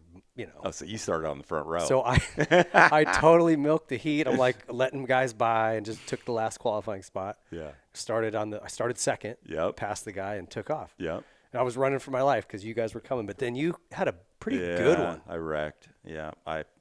Well, they had those curbs. Remember those curbs? There's little singles, and It was an endo waiting to happen 100%. And every jump. And that thing sent me over, and it was just one of those You things. landed like really funky. We got video of it. Maybe we'll drop in. Really? Okay. I have I'll show you a clip of it. But So that was a funny story too, that I was knocked out, knocked dingy. Yeah. And Clark Jones was my team manager at the time. And he's like, yeah, so I'm going to drive home or whatever I told him. I got to the car, could not remember how to get home. I was like, from Phoenix? Yeah. I think I'm going to stay here tonight. Like, this is not good. So you can't just type it into your Google Maps. No, there was no cell phone then. Oh, man. Yeah. You slept in your car, or what did you do? No, I got a hotel. Yeah. Yeah. But I was like, no clue where I was. It just kind of all hit me at once that, oh shit. Did you have a lot of concussions over the years? I had a few. Yeah, quite a few. The LA Coliseum crash is kind of. Yeah, that one slapped me good. Yeah. Yeah, I mean, helmets just weren't as good then. No. They were a lot different, open face, a lot thinner foam, and just different. And they sucked, honestly, until I'll give 60 a lot of credit for just pushing everyone to make the helmets better because they just didn't change. Right. Dude, like that 95. Yeah. It's a knockout bucket. It's Yeah. The foam Just is this thin. And a little bit of padding. Yeah. I mean, I don't know Scary. how any of us lived. I know. And yeah, you have a big one like that, or the but- Jason Upshaw crash at the bottom Oh of the my parallel. gosh. Like, how do those guys even walk away? So scary. Okay, so back into this. So you do that season with Cowie. It's a good season. Yep. And then 92 is when you signed with Yamaha, right? Yep. So take me into that. And what was your deal? Was Sizzler No Lean Yamaha already a thing, or was this the first year? That was the first year, I think, Okay. of the No Lean Sizzler Okay. team. And that was myself, Larry Ward, and Kyle Lewis. That sounds right to me. I Something can't like think of that. anybody else that I would have. can't remember. Was Craig ever on that team? He was going to be, but then what happened? He went to Factory Yamaha. Somebody, Bradshaw dropped out or something, and so they just grabbed Mike from the No Lean team. He won a Supercross that year. He did. That was a talented guy. He was. He rode good. But he was crazy. He was crazy, but he could ride a motorcycle pretty good. Yeah, he was pretty good at it. So did you win the title this year? 92. I have no idea. Okay. I have no idea. One of those years, gosh, I'll have to look. I have that 93 video. I'll have to look. Because maybe you had the. I think it was it 92 or 93. It was one of those years. Okay. I think maybe I got my feet wet the first year and then won the next one. the next one. Well, so you also jumped in. Was the whole team going to all the Supercrosses and Nationals that didn't conflict? Correct. Oh, Yep. they were? Okay. Yep. So like pretty good deal for you. It was a good deal. Yeah. I mean, I just had to do the Ultracross series just to keep a ride, But then Clark and No Lean, they were supporting Larry because Larry was going to the Nationals and Supercrosses and everything because his deal was only for Nationals and Supercross. Oh, okay. No arena cross or no Ultracross. And he was second to McGrath for like a few years. He was really good. 90, I guess 4, 5, 6. Is that right? Would have been in that window. Yep. I mean, he was finishing second overall in the series. Amazing. So those bikes must have been good. They were decent. They Yeah. were really good. Yeah. 'Cause I remember they build their own pipes and everything. Right. I remember being surprised by that. So that was kind of where I started like learning about bikes, like the chassis and the suspension and motors and stuff like that. Was that through Clark? Like, was Through he the one Clark. kind of helping you? Yep. Okay. Yep. Well, I just started paying attention more. I kind of grew up and realized that there's a lot to this motorcycle that I don't know and I need to learn it, and talk about that a little bit. Just, I don't want to get off on too long of a tangent here, but I tell kids all the time that are kind of high level amateurs coming up, I'm like, go out with someone that can help you learn how to test. Mm-hmm. Because if you come in and you're like, it's doing something, I just don't like it. I don't know what it's doing, but I don't like it. Right. Like, that's no help. No. You're going to go in circles. You'll never get ahead. You've got to figure out when you have a feeling you don't like what's causing it and how to fix it. Yeah. Because the minute you can convey that So to your mechanic, it's a game changer. I feel that even brings more value to a rider. If they can help you test, if they know what they want and they can tell you what they want, that's gold right there. Mm-hmm. You know, a lot of riders, they just don't know. You know, they know how to ride the motorcycle really good, but, you know, it does something and they can't explain what it is. And honestly, that's where I've been pretty lucky, because I rode, that they can talk to me and we can do rider talk kind of thing. I call it, and they could tell me, and then I can explain it to the technicians or whatever of more in their terms, you know, because riders can't talk to technicians. It's two different languages, two different worlds. So it's really difficult, but I think that's kind of where my strength came from, is that I did learn that, and I owe a lot of that to Clark Jones, you know, because he was pretty smart.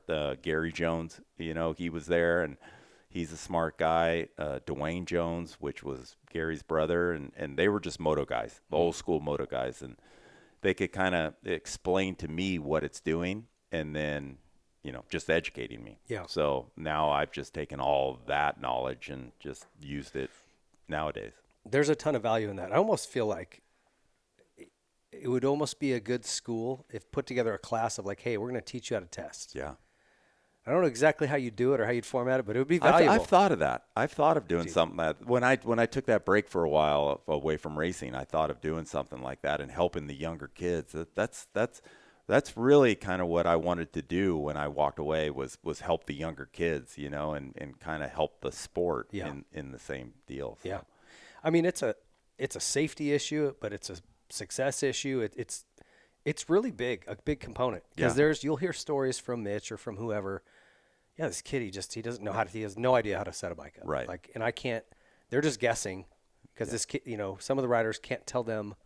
I don't know. The back's just like, they just don't know. They just don't know. Yeah. I mean, they know how to ride it. You know, they've done it their whole life. They just don't know what the bike's doing underneath them, and that's a huge value if you can do that.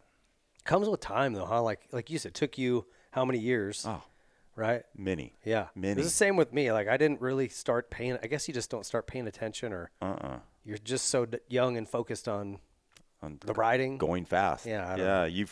You're so worried about going fast that you're not worried about how to go fast. Yeah, right. You know, like it's so backwards. But we didn't have anyone to tell us. You know what I mean? Like, or help us.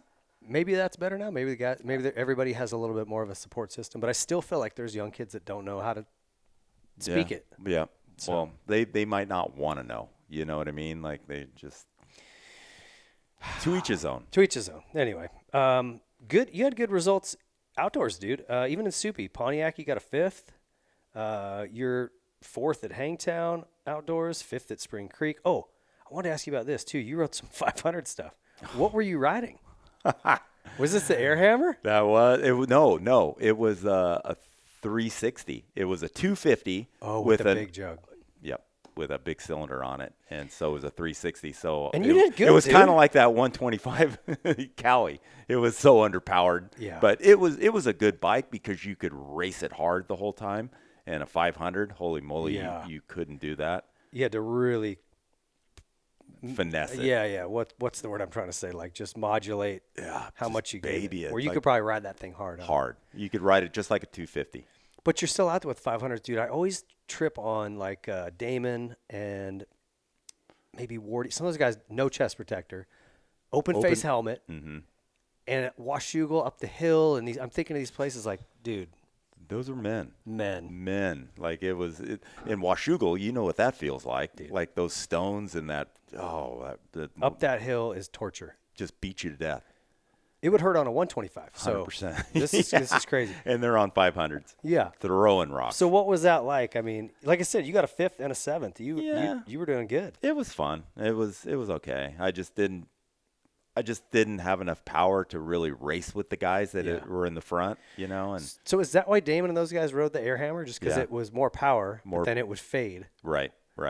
But that bike was pretty good. I mean, Brock won a bunch of championships on it, you know, and against David.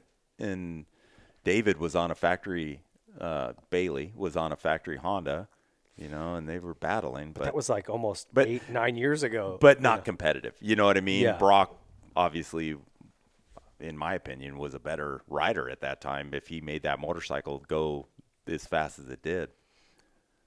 Kind of hard to argue that. Yeah. David was definitely on better equipment, but David was a bad dude, though. yeah. Style was awesome. Yeah, he's a legend. He is. Okay, so that was 92. Let's go into 93. Anything stands out from that year for you? Again, you jumped in and we're doing Soupy and outdoor. Got a 6th at Redbud, 7th at Hangtown. Yeah.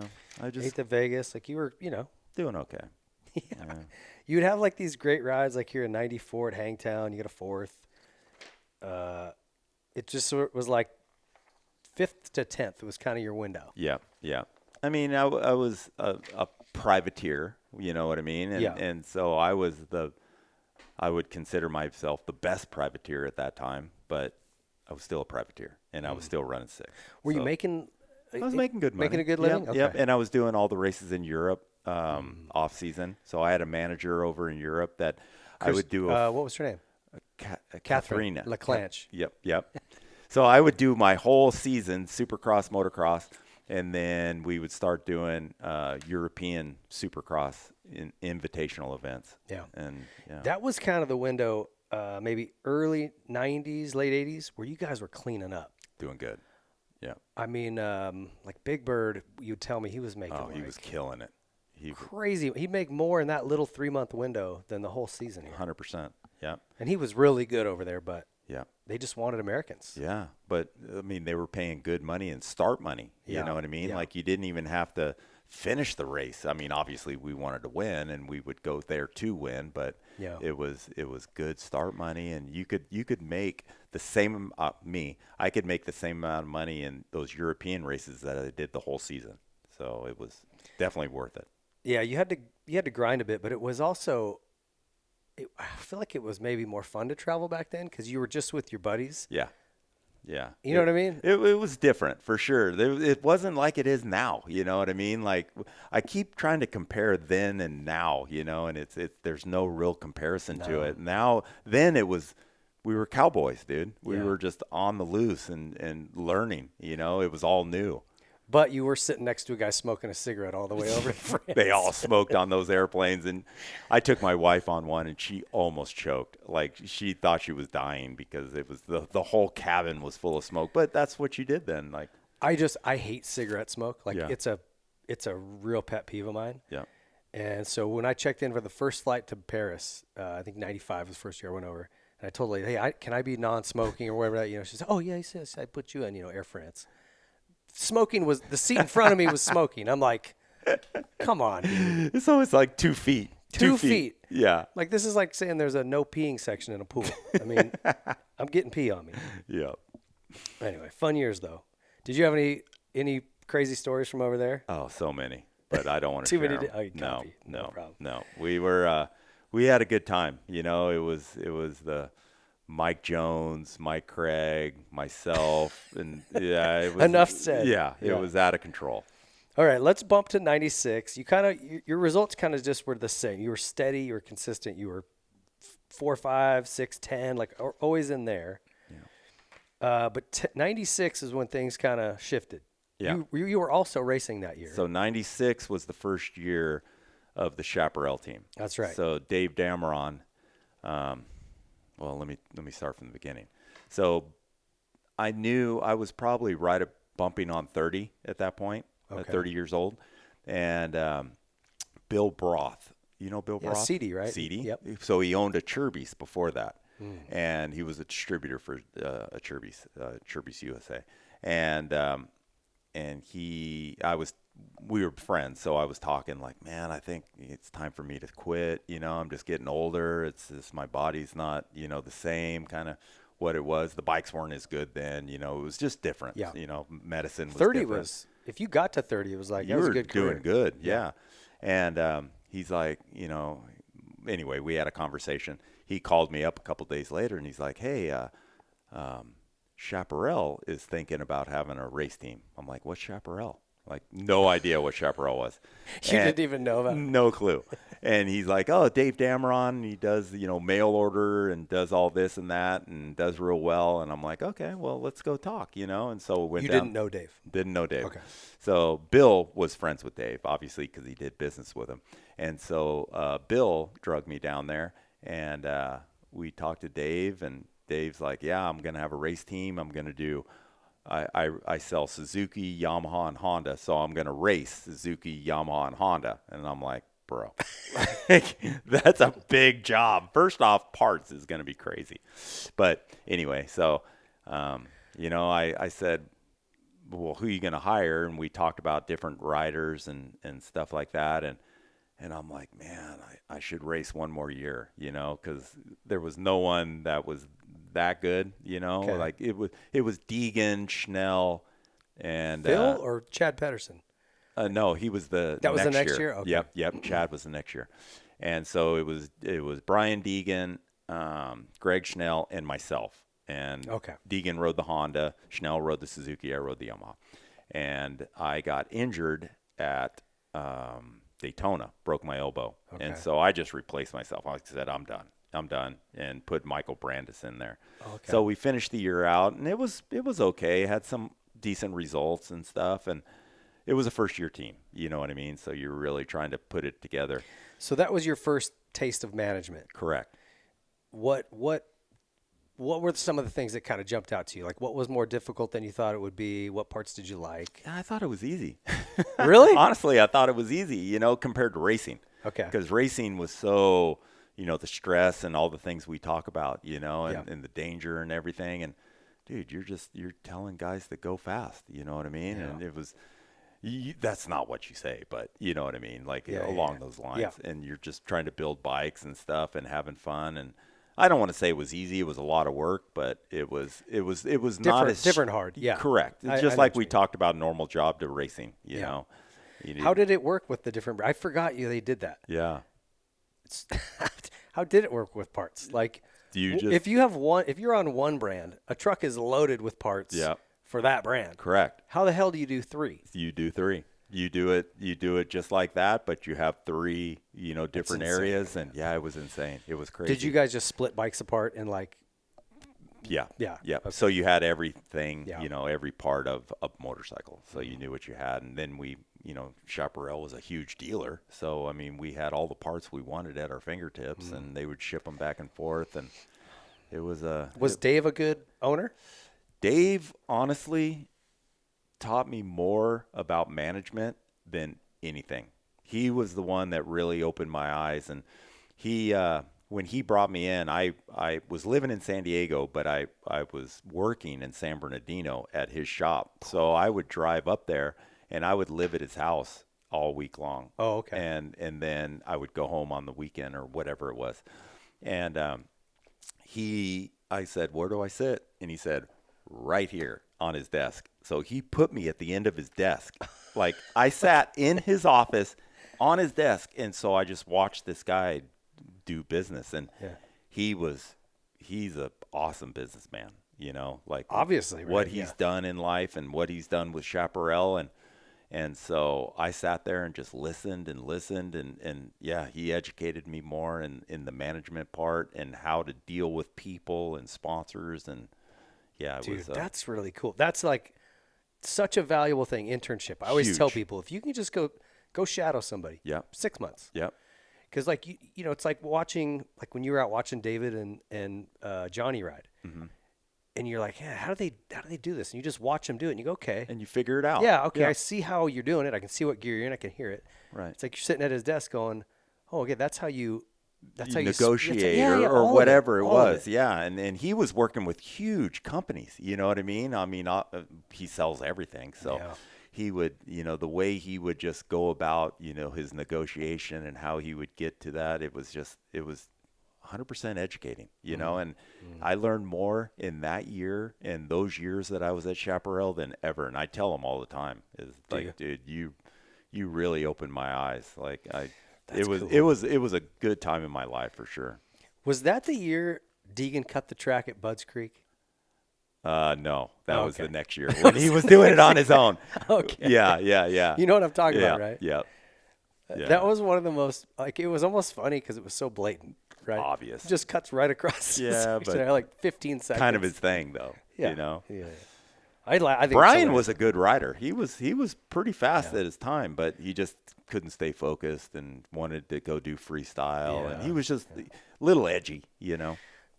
Yeah, I mean, it's funny. I don't know what that is, but Travis was kind of the same way. Mm-hmm. Incredibly talented, but Couldn't keep his he would focus. say the harder he trained, the worse he got. Right. So ADHD, I don't know what it is. Whatever. You could diagnose it as something, but both those guys are successful, so they were way better off doing what they did. 100%. Right? Like yeah. if Travis had just stuck with racing, he would have just been kind of a footnote. Right. He's way bigger than anyone in this Superstar. sport. Yeah. Yeah. So anyway, okay, so that year you were done. It's Daytona 96, the last race you ever did? That was I came back and rode a couple 125 races, but didn't do very good. And I was mostly just testing, you know, just to kind of get the bike better for whoever was racing it. And I just did it for myself. Okay. Yeah. And then 97. 97. You didn't race. This was Chaparral again, and that was when you had Phil, Yep. Swap, Yep. Schnell, and who? Oh my God, everybody. Brandis? Yep. So we tried to be more focused. So we tried to do one brand, and Yamaha came in and supported us. Okay. And Dave bought a semi. You know, he went all out. What was the first year? It was like a fifth wheel. Okay. Yep. It was like a Kodiak front with a fifth wheel trailer. It was a nice setup, but it wasn't a semi. Yeah. You know. And so Dave purchased a semi trailer and the whole deal, and we had Yamaha support, and we had Phil Lawrence and Jimmy Button. Oh, that's right, Jimmy. On 250. And then Greg Schnell, Swap, Chad Pedersen, was Brandis? Michael Brandis. Okay. Yeah, and there was somebody else. There was one other person. Anyway, Travis Preston. Travis Preston, that's right. I forgot he was Freaking 6 riders, dude. It was a lot. It was a lot of work. And just managing that many mechanics and that many sets of suspension, and it was out of control. It's a lot. It was way more than what I thought it was going to be. Yeah. You know, I never even thought it was going to be that much work, and it was a lot. But I feel like those 2 seasons got you to a place where you were ready for the next season. Correct. Right? Yeah. Okay. Let's take a quick break here. This is your Trolley Designs Timeout. Stick around. We're going to dive into kind of the management side of Larry's career, which gets actually really cool. Stick around. We'll be right back.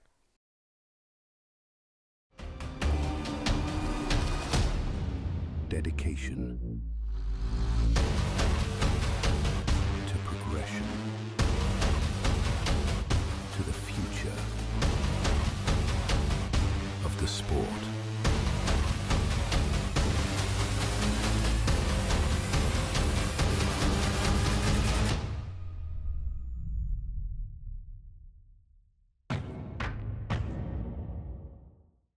Pro Circuit. Pro Circuit products are designed with one goal in mind: winning. Through passion and hard work, Pro Circuit has operated the most successful 250 team in the history of the sport. They use that same formula when developing exhaust, engine, and suspension parts for every brand. When only the highest level of performance is acceptable, trust Pro Circuit. At Seat Concepts, our handcrafted seats are made in America. Visit us online or call today. Seat Concepts. Ride the world with us.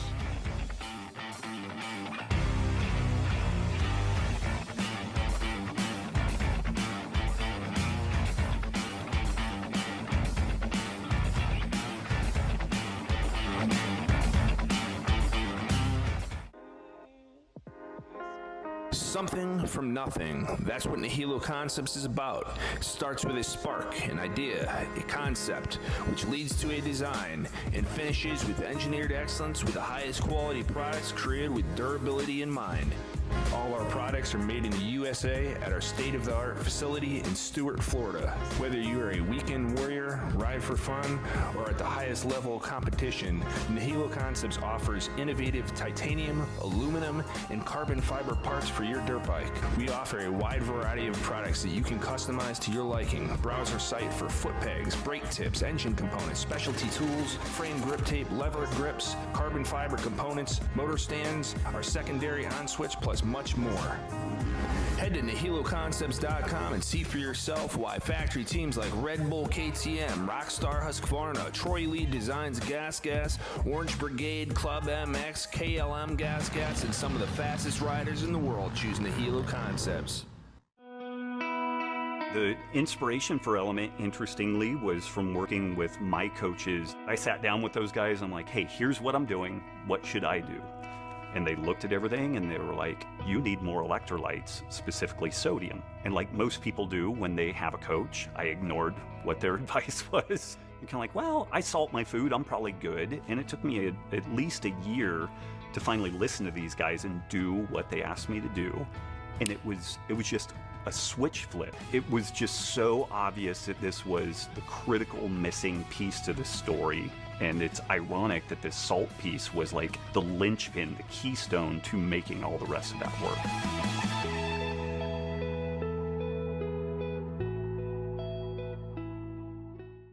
Arc levers are the most durable and reliable on the market. They have the most premier class championships of any aftermarket lever. Arc is the only ratio-adjustable folding lever on the planet, and their patented design is precision machined in-house right here in the USA. The occasional tip over on the bike is inevitable. Broken levers? Those are optional. Visit arclevers.com today. Toyota has become synonymous with reliability, and for good reason. Toyota vehicles are consistently rated #1 by Consumer Reports and in customer satisfaction. Partner that with a dealership that wholeheartedly supports the motocross community, and it's crystal clear where you should buy your next car or truck, Toyota of Redlands. As a major partner of the BarX Yamaha racing team, as well as personal sponsor of many factory racers and a premier partner of the Whiskey Throttle Show, Toyota of Redlands is heavily invested in moto. Check out all the new and used Tundras, Tacomas, and other vehicles at Toyota of Redlands today. Reliability, performance, and customer service. Get it all at Toyota of Redlands. Need to replace something on your bike that's worn out? Look no further than ProX. These guys aim to make everything OEM quality or better at an affordable price. And they've also got some new products coming. So right now, chains, sprockets, anything inside the engine internally, if it wears out, ProX makes it, and they make it at a quality level that's OEM or better.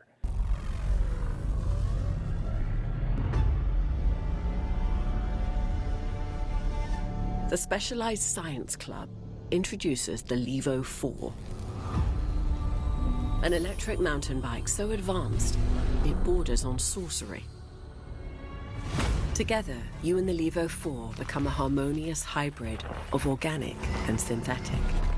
It's a rider-enhancing machine that transforms you into a cycling cyborg. 720 watts of power and 111 Newton meters of torque, amplifying your mortal muscles, allowing you to bend space and time to your will. All channeled through futuristic suspension, with honed geometry, granting super control while traversing extreme terrain at hyper speed. With supernatural power delivery, you'll have super traction to conquer climbs where others spin out. And you'll tire, if at all, before the bike does, thanks to the Levo 4's super range. Every good podcast show has got to have an underwear sponsor, right? Well, we went right to the top, Ethica. These guys make the best underwear. If you haven't tried a pair, you don't know what you're missing. Your life hasn't even started yet. So try a pair of Ethicas on. Go to Ethica.com. Use our code WHISKEY20. Get you 20% off. And give all of your nether regions a break, man. It's vacation time for the boys. These things are comfortable. You're riding. Your butt's not going to get all chafed. These things are awesome. And guess what? They don't just make underwear. No. Tees, hats, beanies, sweatshirts, shorts. For kids, ladies, toddlers, old people, everybody, you name it, they make them. You know what else they make? Moto gloves. I didn't even know that. I just found it out.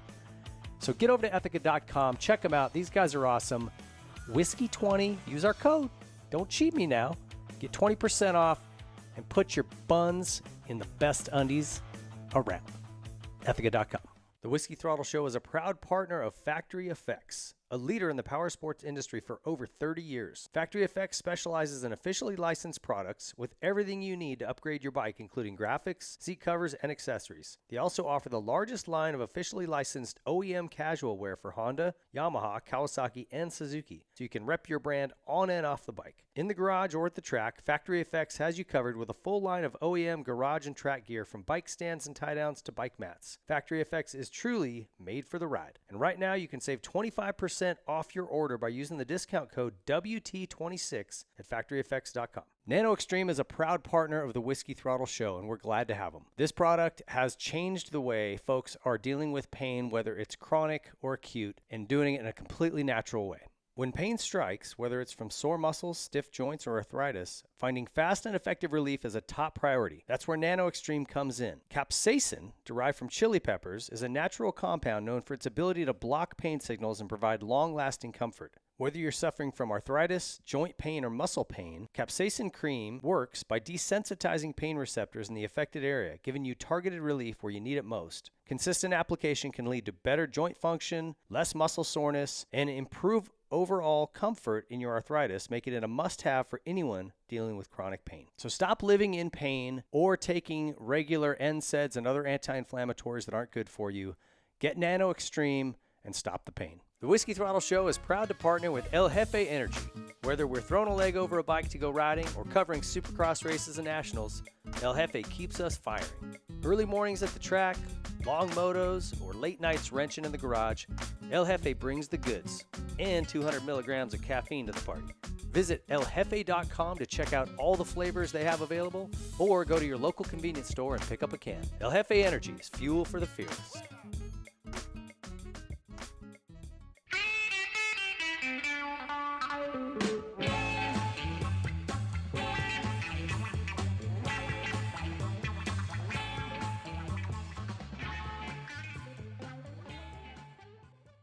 All right, guys, welcome back. That was your Troy Lee Designs timeout. Those guys are cranking out some of the most amazing gear. If you've never tried on a set of their moto gear, feels like you're wearing pajamas. It's so comfortable. I absolutely love it. Great protective stuff, too. Chest protectors, their helmet. Those guys take a lot of pride in what they do, and we appreciate them being a part of the show. So check out TroyLeeDesigns.com. All right, jumping back in here. So 98 for you, in terms of management, was a huge year. Big year. When did you guys know the changes that were coming? I mean, you already kind of had Yamaha tied in the year before, some interest and support. How did Jeremy McGrath come, how did this happen? So, gosh, I got to start at the beginning. So we did that team, which was a Yamaha supported team in 97. And then towards the end of the year, Keith McCarty and Mike Guerra, we were talking to them, and they're like, we want to farm our 125 team out, and you possibly could be one of the teams that we want to do. Okay. And I'm like, oh, that'd be really good, and we kind of put some numbers together and put some stuff together, and just was more discussion and stuff.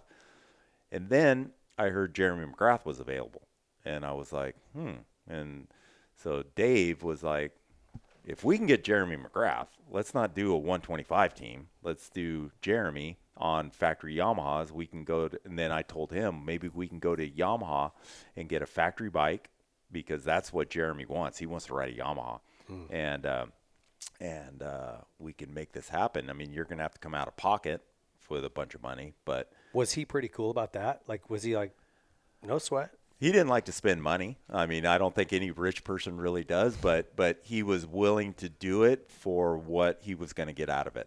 Okay. The recognition that Chaparral got and the team got and everything of having Jeremy McGrath, and the way it worked out, it was worth the money to him. And Jeremy was coming off that 97 year on the Suzuki, which correct. Actually, considering all the drama, if that did went on, pretty good. I thought he was a great year. Right.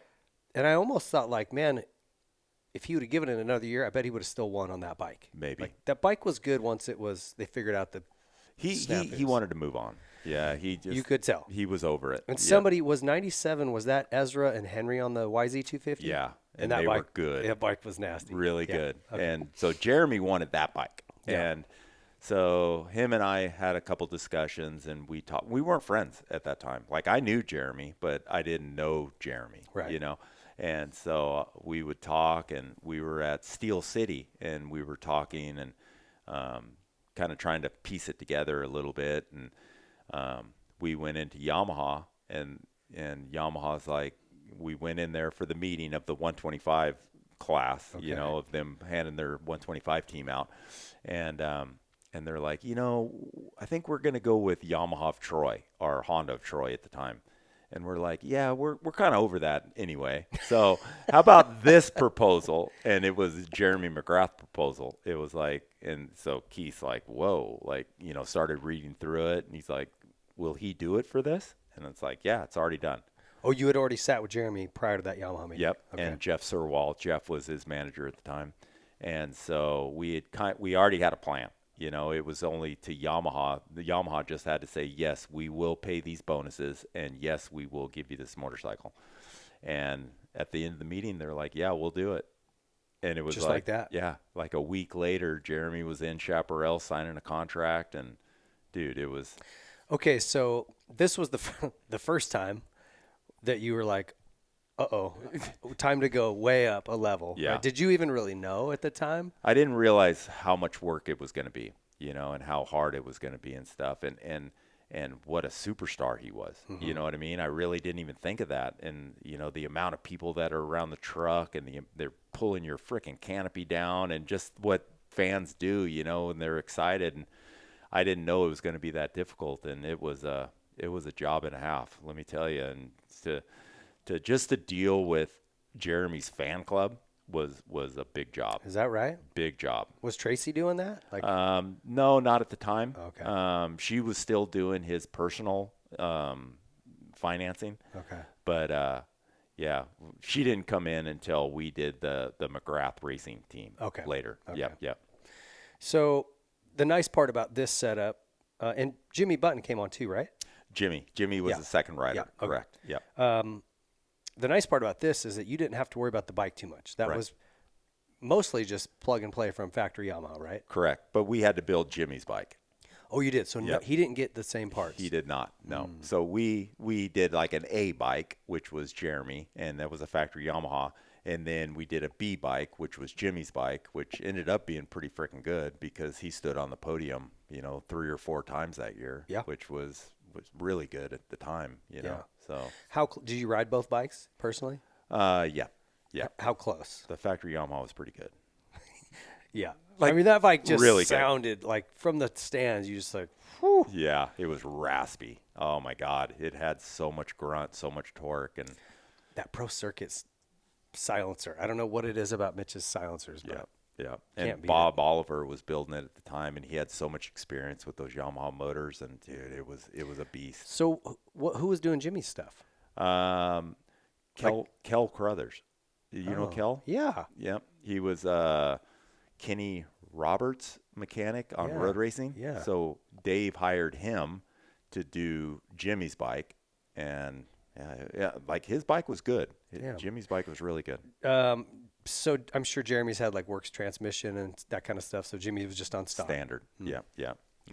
We would, you know, do the cryo to it. And we would do everything we could do it, Right. but it was a production bike. And Right. racing a production bike then definitely isn't like racing a production bike now. You know, the bikes Yeah. are so much better. Yeah. But like you said, Jimmy did, to his credit, he did really well in that thing. Did really well. So obviously the expectation is to win. Yeah. A guy like Jeremy, he already had 3 titles, 4, 5, 6, 3, 4. He had 3 Oh, wait. 250 and then 2 125. Yeah. Wait, 93, 94, 95, 96. He already had 4. Oh. Right? And then plus his 2 peak Honda titles. No, because he's only got 6. I don't remember. I don't know. Well, he won in 93 for sure, and then he didn't Okay. lose. So then 3, 93, 4, 5, 94, 6. 95, 96, 97 Suzuki, and then back on. So he's 7. Yeah, 7 championships. premier class titles. Correct. Yeah. Yep. Crazy. So did it – obviously he won. The season was really good. Yeah. And Randy was his mechanic, right? Randy was, yeah. Anything go sideways at that year at all, or was it just sort of like smooth sailing? Smooth sailing. Like he was so professional, Jeremy. Yeah. Like the way he went about racing and how his approach was to it.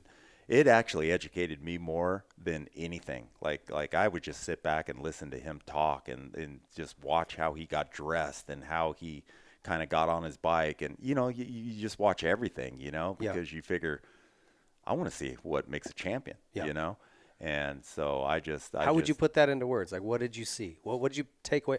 I remember watching him in that era, the Honda era, really, just because everybody was so enamored with him, right? Like I just watch him walk from the truck to the track, down the tunnel or something, or chatting with him in the tunnel, and it was like he was like this. He was so focused, but calm. Yep. I don't know. It was the weirdest combination of like an animal about ready to pounce on something and kill it, right? But he was just chill. I don't know. It was the weirdest thing, but I remember looking, going, "Oh damn, I'm glad I'm not racing this guy." No, he was a bad dude. Yeah, like unbelievable. But his charisma and just how he carried himself was so mellow. You know what I mean? Like it's just like me and you sitting here talking. Like he could have that type of conversation with anybody. But then he puts the helmet on, completely different guy. Like just totally focuses in, and just how he rides a motorcycle and how he sees the track. Dude, I would ask so many questions because I'm curious about that kind of stuff. And just how he goes about his racing, regiment, it made me learn more about racing than I had ever learned in all those years that we just talked about. Like it was incredible. Like the way he went about it, and he didn't take things too serious, but then there was things he took really serious, and just how he viewed the track. Like this guy, his peripheral vision. He could see everything. We always talk like he had a fishbowl on his head. Like he could see the whole track and other track lanes over there. Like he was an amazing person and amazing athlete. Man, yeah.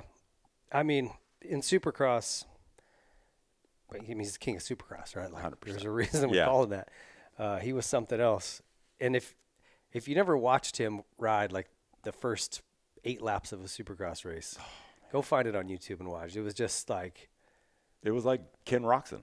I mean, just that sprint, and how he can maneuver himself around people and stuff. It was crazy. Yeah, he just had it in his. Yeah, I don't know. You could see the BMX influence on the way he rode, which hadn't been in our sport yet, and he was bringing it in.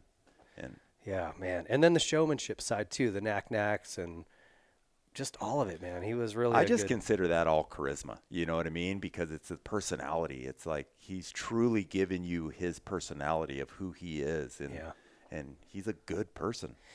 Did you, like Jeremy liked to have a good time too. Yeah. And this was the '90s still. Yeah. When those guys would go to Havasu, did you ever go, hey guys, try to keep her? No. Just let it rip. I'd go too. Okay. Yeah, I would go hang out. I wouldn't get as crazy, but yeah, we were all friends, and times were different. So, I was manager on the weekend and then his buddy, during the week or whatever it ended up being. But yeah, we ended up having a great relationship and just kind of hung out all the time. Yeah, those had to be fun years, man. Just you guys did so much winning, and were you doing outdoors, or was he just Supercross only at this point? So he did outdoors the first year, and was it the first year? And he was leading the points, and he broke his navicular at Hangtown or something. He won Hangtown. He won the first couple races or something, and then Mount Morris maybe he broke his navicular. Okay. But then he obviously stopped, and then from that point on, he was Supercross only. Okay. Yeah. Yeah, he didn't. I mean, he came out and won a title and proved he could do it, but it's like he never loved the outdoors. No. And he just wanted to focus on Supercross, and Supercross, doing Supercross only was gonna extend his career. Years. Now, was that so? You guys, the team didn't go either, right? No. To the Nationals? Yes, we did. Oh, you did. We went with Tim Ferry and Steve Lampson. Yeah. Oh yeah. So we were a one-rider crew for outdoors. We would kill it in Supercross and then put that work in all summer. Yeah. All right. If there was was there any low? It doesn't seem like there was any low points. I was going to say, what was the highest high and the lowest low of that year? Not a lot of low. There was no lows. Yeah. I mean, there was a couple kind of goofy things that happened, with him and Ezra running into each other and us all brawling in the pit area and stuff. And like we have some fun stuff, It was a little bit crazy, but it wasn't anything like nuts. Yeah. You know what I mean? Like and not a bummer. Yeah. For sure. This is something that Mitch said, and it's something I believe too about you, is like you're all in. Mm-hmm. When you're managing a team, like your guys, it's like you're all in. If it was a street fight, you're like pulling out of some kind of medieval club and you're ready to do it. We're a team. Yeah. Like you really, really have your riders back.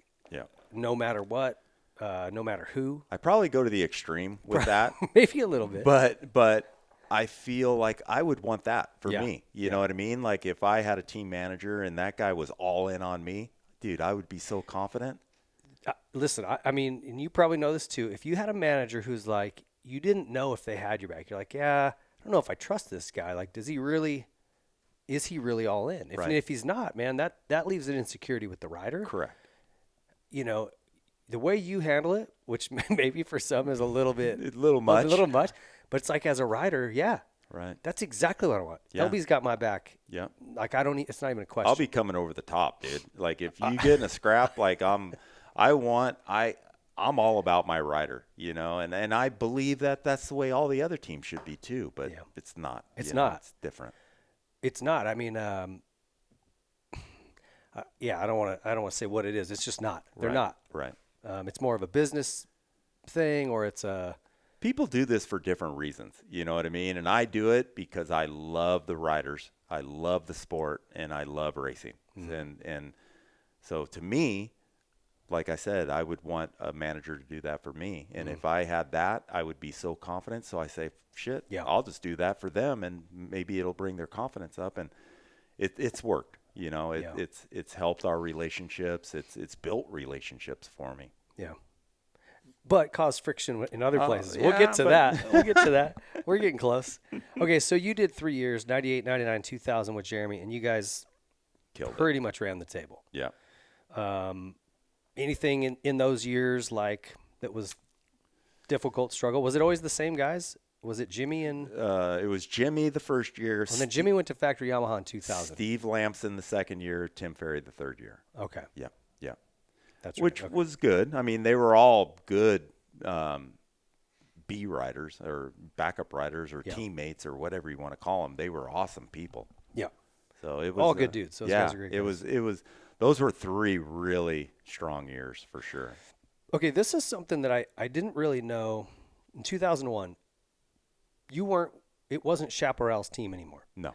I didn't know that. No. You and Jeremy started your own team. Yep.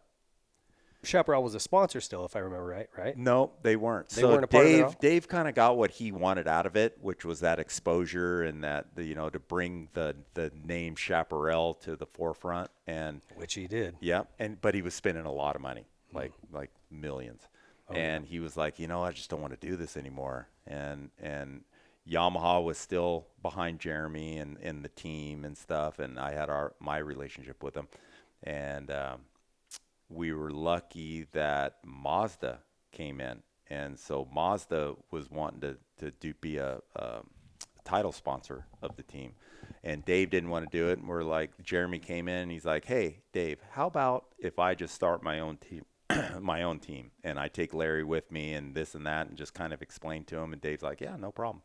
Did you guys buy that semi? No, we bought our own. Oh, you bought your own? Yeah, we just dropped everything and kind of cleaned up, and then just walked out and started the McGrath racing team. Okay. Yeah. Yeah, I guess I knew Mazda came in. I knew that shift, but I guess I thought Chaparral was still involved or whatever. But no. Interesting. Okay. Yeah. So it was only Jeremy. It was it was a single rider, one man team. Yeah. Yeah. Okay. Did he front the money for the truck and everything, all the stuff? Yeah. Yeah. Okay. And that year ended up being, ironically, when Carmichael. The year of Carmichael coming in, right? So that was hard to take. Tough, yeah. That was hard to take. So that's why I wanted to ask. I mean, you guys had this crazy run, and all of a sudden, and you guys had, Ezra was going to be the guy, right. and Jeremy shut him down, and Huffman was going to be the guy at 96, and you guys shut him down. Jeremy kind of had kept answering the bell, right? And finally, somebody rang it. Here's this guy, right? I mean, I don't think Jeremy put a stop to all those guys. Like you said, there was always the new guy. It was going to beat Jeremy, and he was too good. But I think he was getting later in his career. He was a good 31, I think, at the time, and it was. Well, yeah. I mean, dude, even today, you can look at the first year a guy turns pro, and 10 years later, they're usually done. Right. It might go another couple years, but their best days are behind them. Right. And he started in 1990, right? 91 won his first title. Yep. So he was 11 years in. Yeah, it's time, and but he was making good money. We were getting good money from Mazda. He was getting good money from Yamaha. There was money coming in, and so there was no real point, besides his ego that he was going to keep racing. So how hard was this year? It was tough because he won. I want to say he won the first couple, and then Anaheim 2. That was the kind of the switch, right? Yeah. And then Ricky went on a tear. Yeah. Then I think Ricky won every event after that. And is that right? Yeah. So, what was it like in the rig? We were obviously trying to figure out how to beat him, all season long. But it was just that Ricky was on his game. When a guy comes in and he's 100% prepared, and the team, he was Cowie at the time, the team was 100% prepared, and it's a battle, and we just didn't have it that year. I remember you guys did U.S. Open that season, right? Yep. And Ricky beat him. Mm-hmm. And I remember Jeremy had been training harder than he'd ever trained because he kind of saw what was coming. He overtrained. He completely blew himself up. Kind of what it seemed like. Yep. And after the main, he was sitting out on the track, and I could tell he was just frustrated. Dang it, I've been working so hard, and he beat me still, right? And I went up to him, hey man, can't remember what I said, but you could just see the frustration on his face, yeah, what do I got to do? Second wasn't good enough for him. Yeah. He was so used to winning, and he's the king, and he just it was super frustrating for him, and he couldn't figure out how to flip the switch. He trained his butt off, and it just wasn't working. Then it turned into overtraining, and then his body was destroyed. So the whole season he couldn't even get a decent result. He would get a fifth and a sixth in Supercross. Jeremy McGrath, that doesn't happen. Yeah. But he went all in and got a trainer and did all the things, and just tried to kind of figure out what Ricky was doing and kind of emulate that and try to do the same thing, and it just didn't work the same. Yeah. Different person, different guy. Yeah, right. He'd been doing it the same way for so long.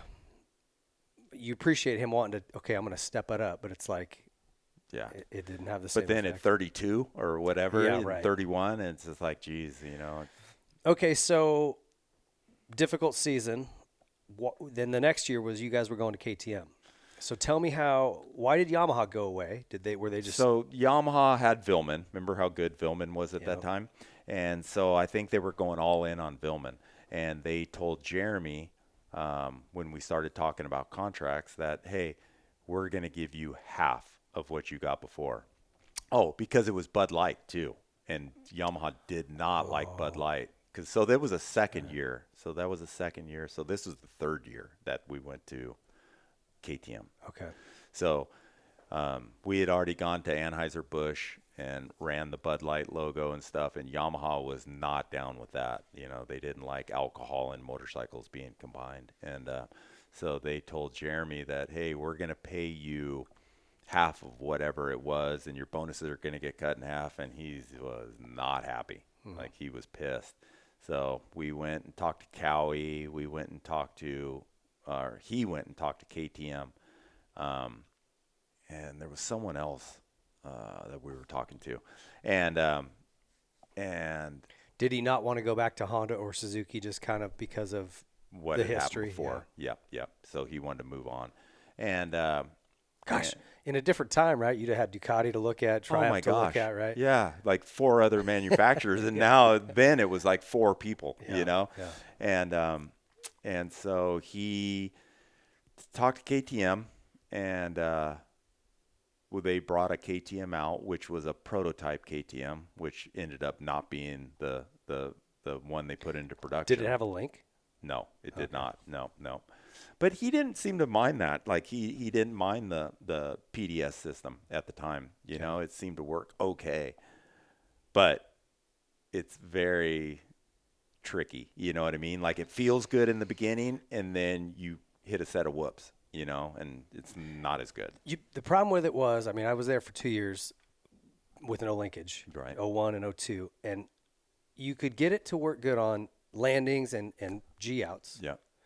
But then it didn't work in the whoops. If you made it work well in the whoops, then it either wouldn't turn or it bottomed, or, you know, like you couldn't make it do everything well. Right. So it was like pick and choose. Yeah. Do you want to go through the whoops well tonight, or you want to, you know, not break your ankles when you land? You had to make a choice. And anyway, that was the problem with that. Was you're a trying to bad do system. everything with valving. Yeah, that was a bad without system. any kind of rising rate. Correct. And it's like they had no mechanical help. The math doesn't math when you're trying to work that out. It doesn't at all. And so anyway, we went and rode the KTM, and at Castillo's, or where did down at the KTM test track. Okay. They already had that test track down on the corner there, and Jeremy thought the bike was good. Were you there? I was there, and I was like, it ran good, and the chassis seemed to be good, and everything seemed to be okay. But when the production bike came out, it wasn't the same bike. Different frame, different motor, different. And that's what kind of threw the whole thing through a loop. And he was just like over it. Like, yeah, it wasn't a good deal. It was like from the start, like nothing, it just didn't go well. No. And did you guys do a bunch of testing? Because where did he go he raced somewhere overseas, I thought, and crashed, right? Yeah. So he did, was that Genoa? I think it was Genoa, Italy. And then he did something. He fell, but he was okay. But he came home, and they were testing, and then there was a check valve that was left on the gas tank or something, and the bike bogged and dislocated his hip. Oh. And he was like, done. He said that's the worst pain he'd ever had. Huh? Yeah. He told I me. was in the hospital when he was in there. Like I met him at the hospital. They called me and told me that he had done that. And so I jammed to the hospital, and I was like, dude, it was not good. It was not good. Really? Yeah. It was screaming. Like 4 guys on him trying to get his hip back in, and that whole deal. And that was. I've never dislocated anything, but it doesn't sound. It doesn't sound great. It is not good. Have you done it? Shoulders? I've dislocated wrists and stuff like that, elbows and stuff, but never a hip. Like I couldn't even imagine dislocating my hip. You know who else said that is RJ? He did his in 82 or 83. He still talks about it. Yeah, that was a painful deal. Like I couldn't even imagine, as big as that joint is and as strong as those muscles are around it. Brutal. So what so after that, how did it kind of fizzle? Like he was just done. He just said, dude, I'm done. Yeah. Yep. And so then he actually, we talked about me just going to work for him, like personal manager kind of thing, you know what I mean? Because he's got so much stuff, you know, in the works and stuff that he does all day. And I was like, man, I really don't want to live off this guy. You know what I mean? It just feels man-friendish. Yeah. I mean, I love Jeremy to death, but I didn't want to take his money. You know what I mean? And I didn't want him supporting my family and stuff like that. Like that just sounded strange to me. And he was doing it because he loved me. You know what I mean? Yeah. But I didn't want to do that to him. Yeah. So then he obviously quit KTM, and you guys just sold the rig. We dissolved the whole team. Yep. And then he did a few of those races. Remember how he was doing the goodbye tour or whatever it was? Yeah, he would just roll around, parade lap kind of stuff. Yeah. And then KTM called me and said, hey, we want you to manage our team and our factory team. And I'm like, bro, I don't want a handout. You know what I mean? Don't hire me because I don't have a job or something. They're all, no. We want you to do this, you know. And I just thought they had the wrong the reason for hiring me. But anyway, it wasn't that way. And so that was 03? That was 03. So Ron Heben was still the team manager, and then they brought me in with Ron still there, and kind of just dumped me in there. Yeah.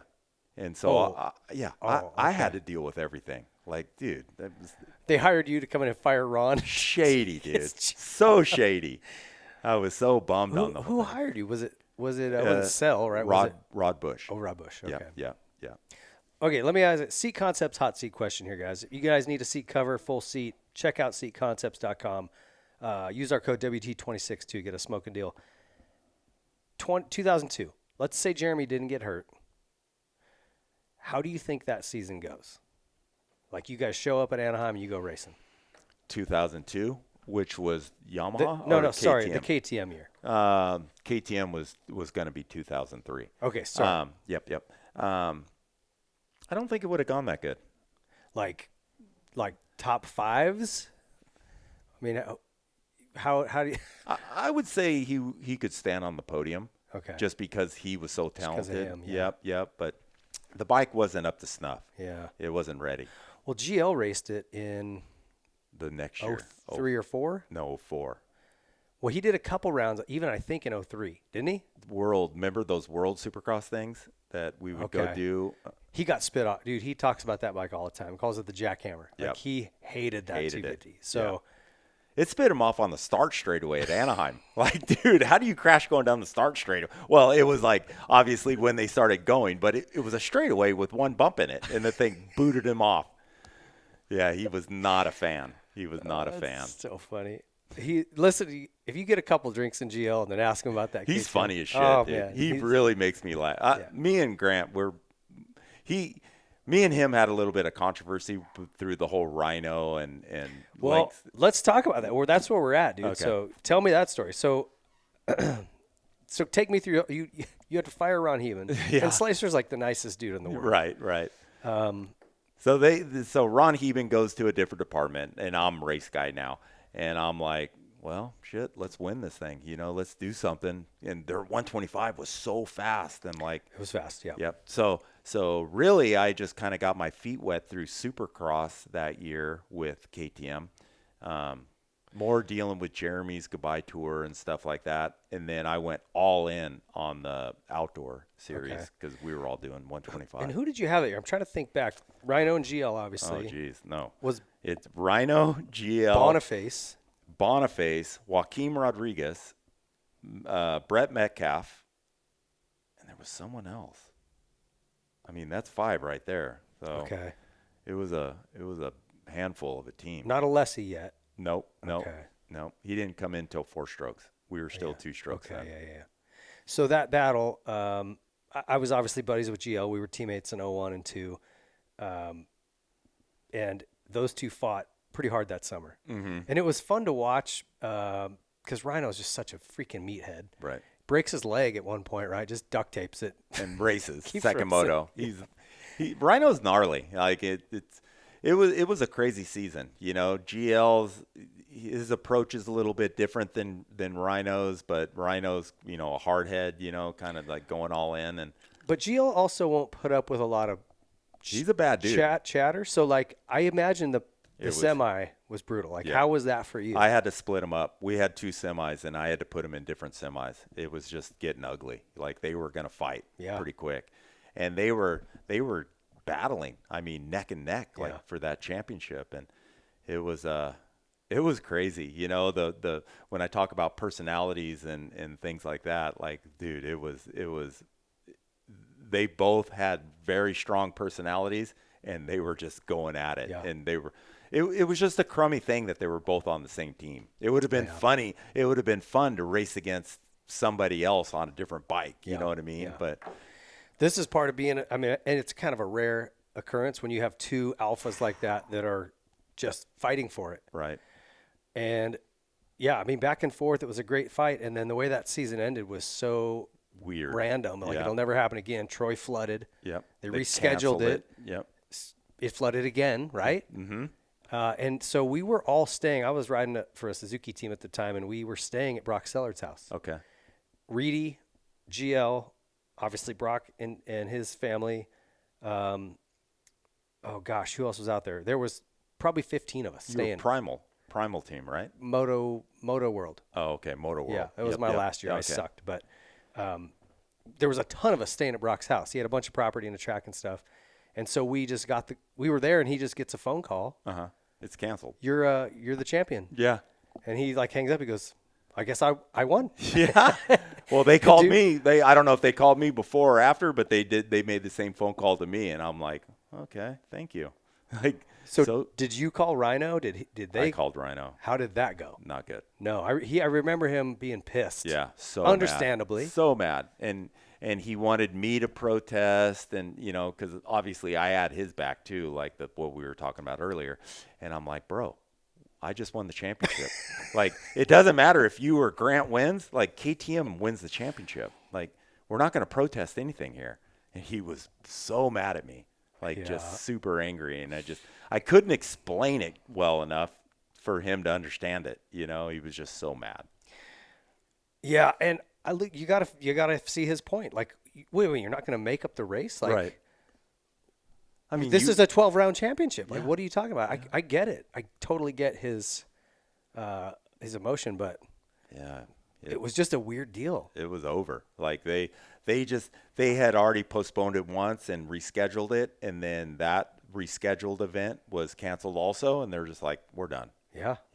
And it was the end of the year. It was the last race, and they were just like kind of over it, I think, at the time.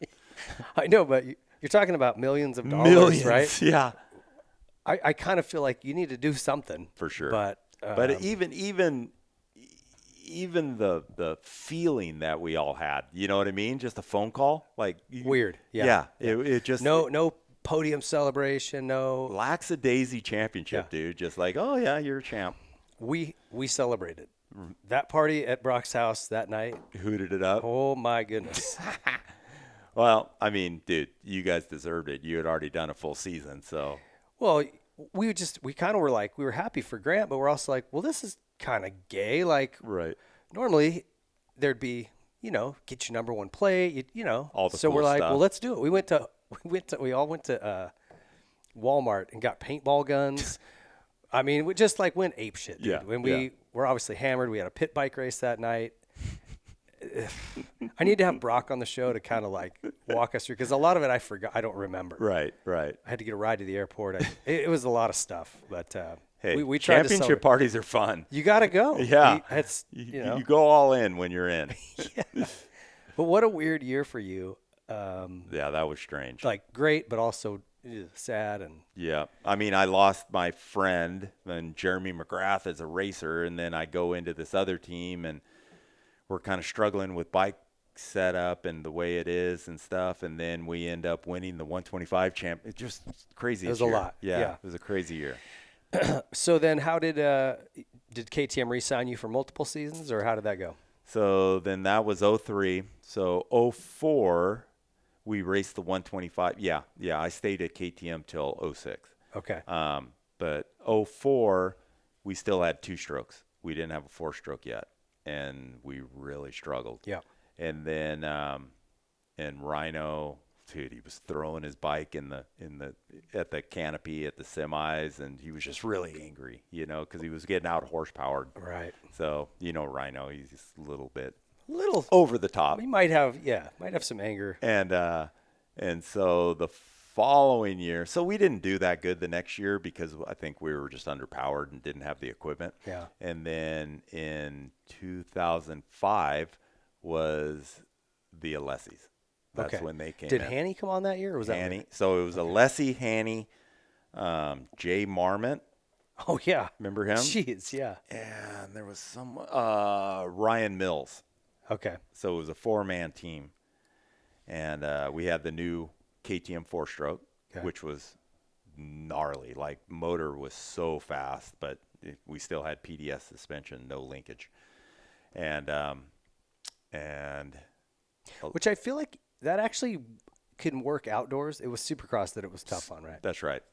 I mean, because between whoops and big jumps, two different extremes. Yeah. You know, so you can't like kind of make them overlap. Outdoors is choppy and Yeah, and the benefit of it really is you can make it feel really dead and quiet. Right. Like it's not going to swap or kick. It's just very dead and calm feeling. Yep. So outdoors, it's great. It's bitching. But when you need it to go react to an on-off or something. It's not going to do that. No, you're going to drop right into that single. But, okay, so what year did Hanny almost win the title? Was that So that was that year. It so, was? Yeah. So Alessi was second in the West Coast, and Hanny was second in the East Coast. But Hanny had tied Grant for the championship, and it came down. He was on pro circuit. Yeah. That time. Okay. Yeah. Yeah. That's right. And he won Daytona. Yeah. Right? Like, yeah, I remember the drama. You can clean this up or not touch it if you want, but I think he got into a fight with Grant at some point, and Josh Grant took him out at a race because they were beefing, and that ended up ultimately costing him the title. Yeah. Yeah.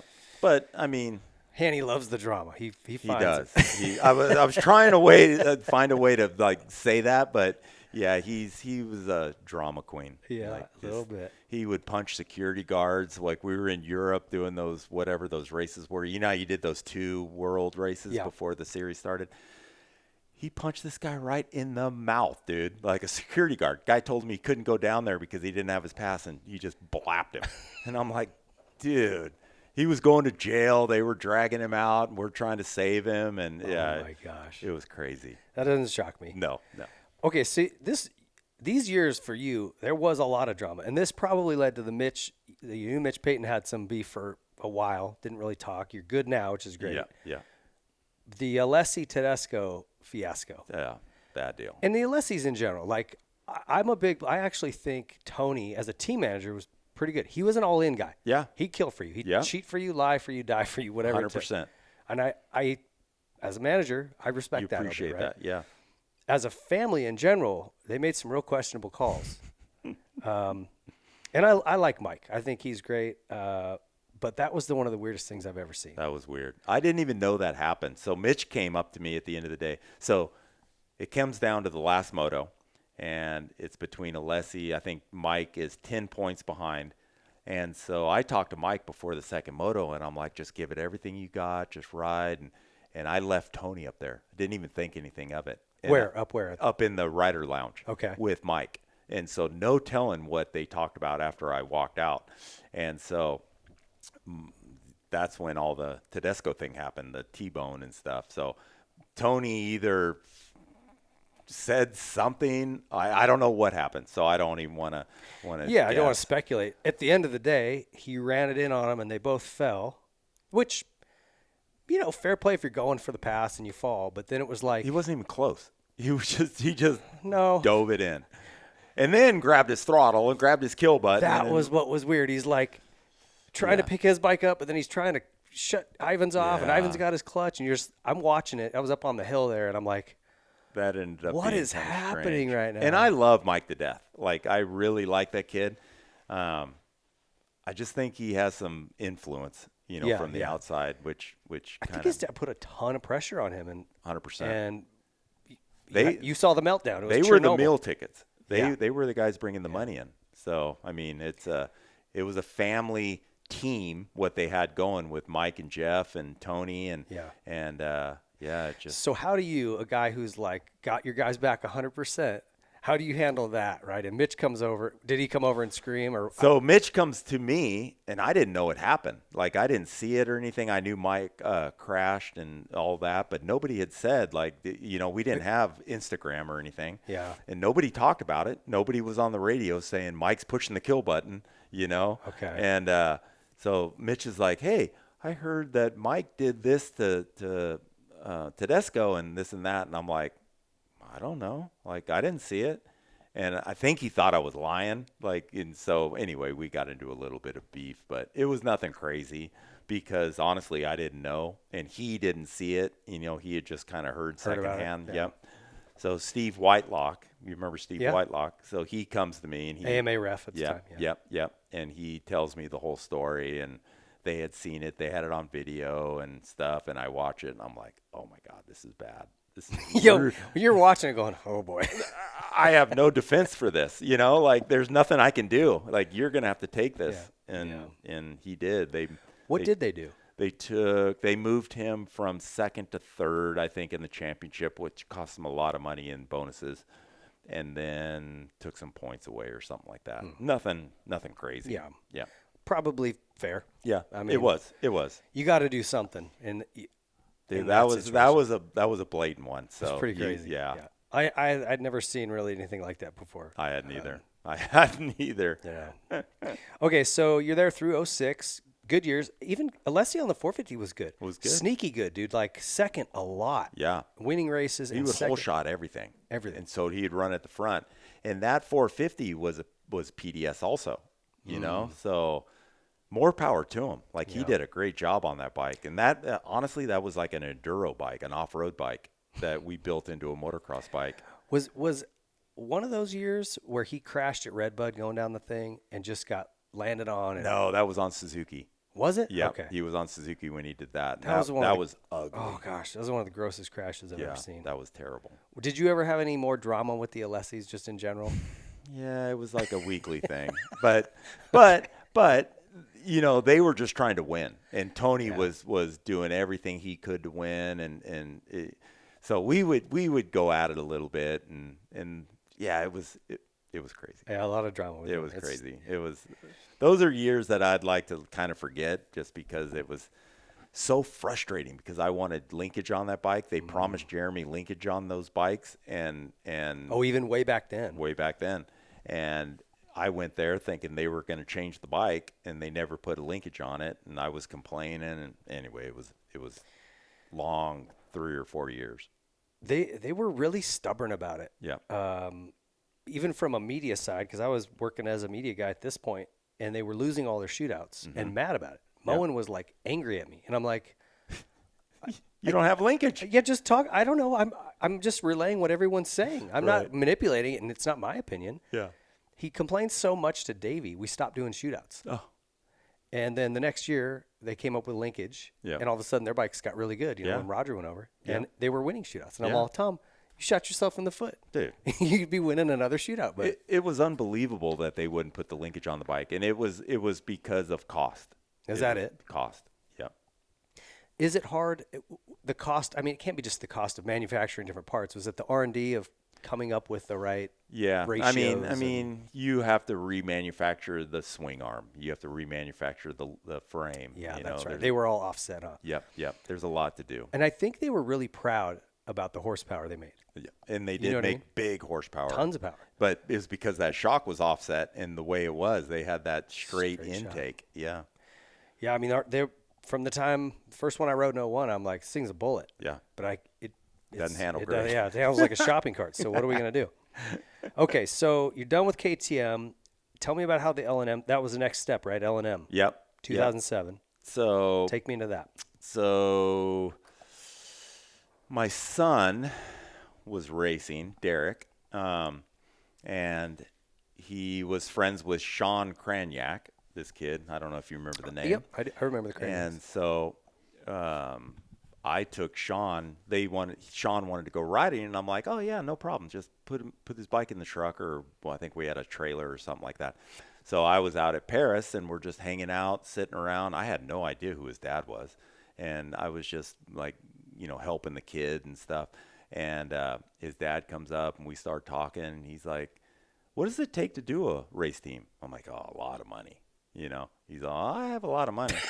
And I'm like, oh, okay, well, it would take, whatever I told him. And he's like, why don't you come up and see me in Bakersfield? He lived in Bakersfield in a week or so. And I put a proposal together. I drove up there. I handed him the paper. He said, okay. Just like that? Just like that. What does he do? How does he make all this oil? Money? Oh, he pumps oil. There you go. Yeah. Okay. He has oil wells. So he's got FU money, really. He's got some money. Yeah. But the problem with guys like that, it's like if you don't have a product to sell out of it, it's exciting old for a while, and then you go, oh, man, I'm sick of writing checks. And that's what happened. Drama and all the stress and problems. Just, I'm done. Yep. And that's exactly what happened. So we raced, had a good run. You know, we got second the first year with Chad, hired Chad Reed and Nathan Ramsey, and we finished second. We were Supercross only. Okay. And we finished second in the championship with Chad. Nathan, I think, was like 8th maybe or something like that. And Nate didn't do outdoors? No. Okay. And then the second year, Chad won the championship. So the second year of the team, we had won a championship, which was pretty cool.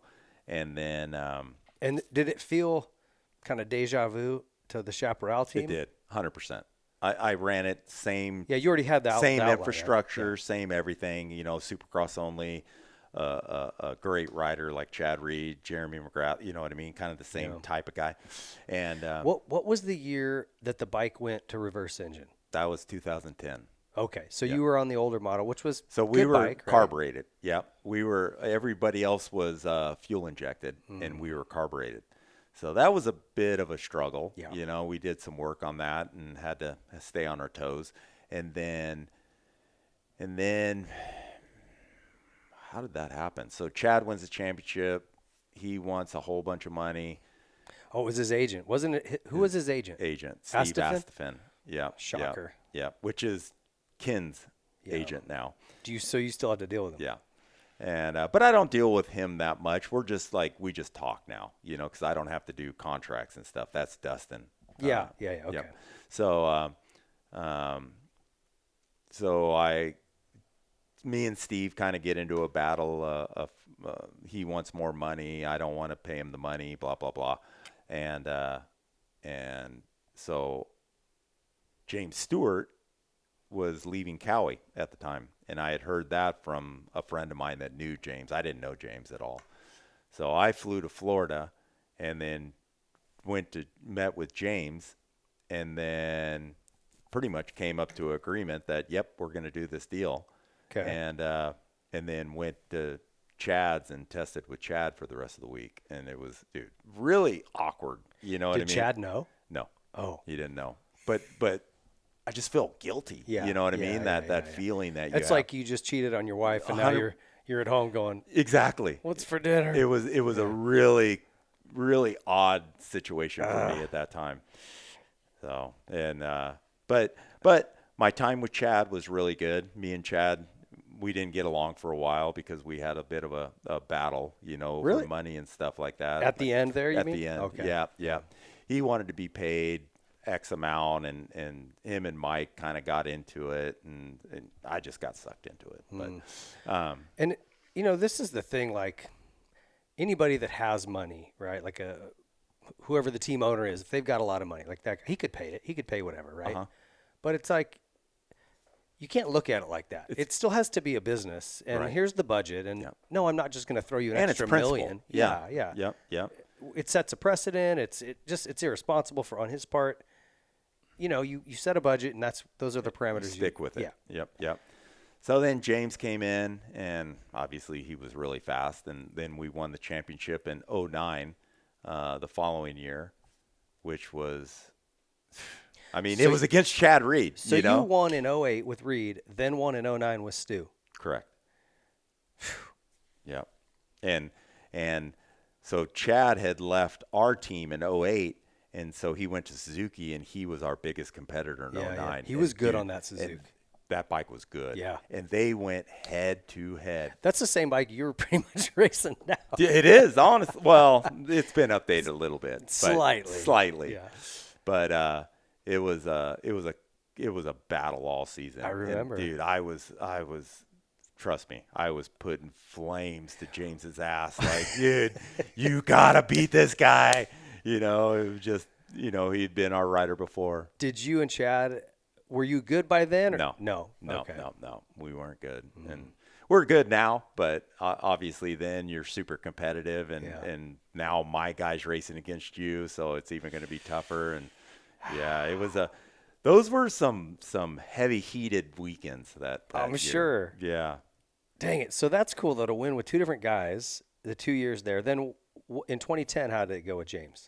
He broke his navicular. That's when Partridge jumped, and James tried to jump underneath him, and Partridge just landed on him and broke his wrist. It wasn't Partridge's fault, but Dang it. So what did you guys do? Did you just park it? I can't remember how that played out. No, we kept going to races. Who was the other guy? I'm trying to think. Wasn't Chiz, was it? Fucking Chiz. It was. Was it? It was Chiz. Yep. But I think he was injured at that time. Like, he got injured right in the beginning. God, I can't remember. Yeah, we're too old. We've been doing this too many years. What was the one where at Salt Lake, Chiz kind of blocked somebody and it was all this drama? That was 09.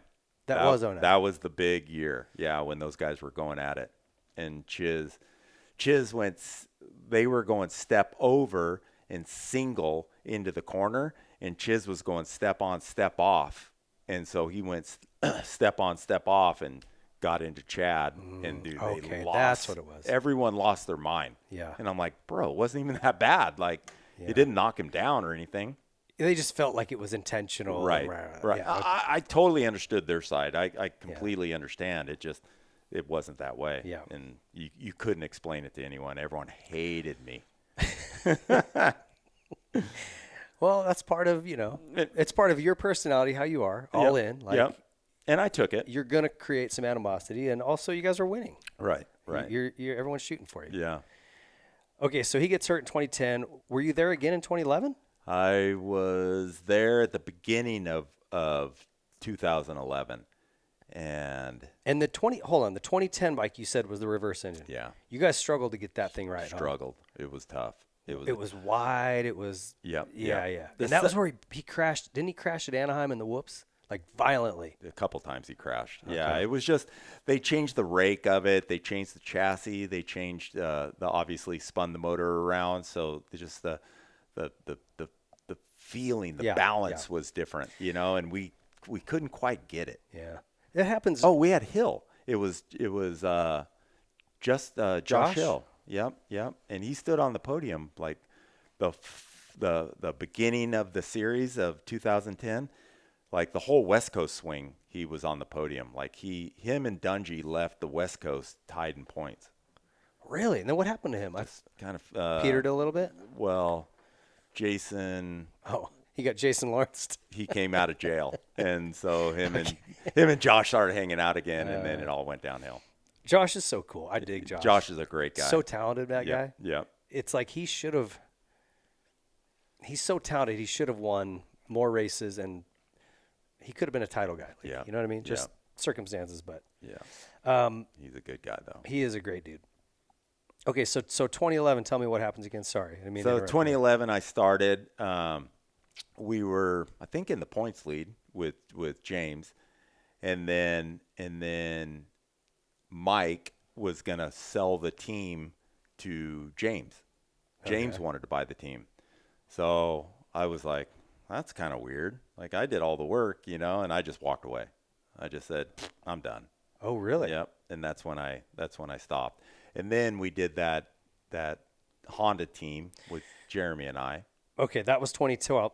What was the year where James, I thought it was the opener, he squared up right before the finish and hit somebody, and like Dungy hit him, and he got knocked out. Was that a Suzuki? Yeah, that was Suzuki. Okay. Yep. That was a couple years later. Okay. Yep. He had a couple like that where just like the goofy crashes. But he's out. Yeah, but his head wasn't good. He had issues and stuff. So. Yeah. Too many concussions. Huh? Yeah, that's right. Crazy. It just rips those. Okay, so this 2012 deal, this was really weird to me, and tell me how this came to be. So I left, obviously, and kind of just like sat back a little bit to see what I was going to do. Didn't know what I wanted to do. And then Jeremy and I talked, and we decided, let's do a race team. And so, he was going to fund it again? Yep. He was going to be the money.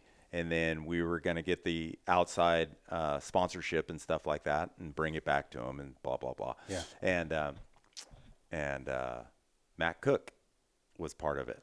Oh, really? He was Supercross.com. I did not know that. And we were Supercross.com in the beginning. Jeremy and he raced those trucks together. Okay. And so they decided Matt had just bought the Supercross.com thing. And so Matt decided, well, I'm going to sponsor your race team. and it didn't go like that. It was kind of rough. Yeah, what went sideways? That's still like, I know it wasn't Supercross. The promoters, they were pissed about it, right? If I remember right. That's right. They wanted that name. They wanted the name, and he wouldn't do it. And he was like, there was a battle. There was a battle over the name. And they felt like they owned it, and he obviously bought it. So it was ugly. And so he made like the first couple payments, as a title sponsor, and then just pulled the plug. And why? Did he say why? They never do, right? No, never did. It just wasn't getting what he wanted out of it or whatever it was, and just pulled the plug. So, and how did that go? When I was at Primal Suzuki, we had that Primal Impulse guy. Same thing, just big money guys. Lord knows how he made that money. Right. I don't think it was legal way. Anyway, it stopped, and then it was like a scramble. The mechanics weren't getting paid. They were selling bikes to pay guys. Yep. Same kind of thing where you guys Same were like, deal. how do we get these guys paid at least what we have? And we kept racing. We had Andrew Short, and he was being paid, and so we were trying to keep racing. And then Chaparral decided to come back in. They were okay. I called Dave, and he's like, "Oh yeah, well I'm interested, and I want to do this." And it wasn't quite the same money or whatever, but it was good money. But we had dug ourselves such a hole by that time. There was no way we were getting out of it. So we kept going and trying to race, and it just we had such a hole dug we couldn't get out of it. So after Supercross, you pulled it? Yep. Yeah. Yeah. And Andrew won a race for you guys. He did. And Kim had just got leukemia, so Jeremy's attention went elsewhere. And totally understand. So it was just circumstances. Was that?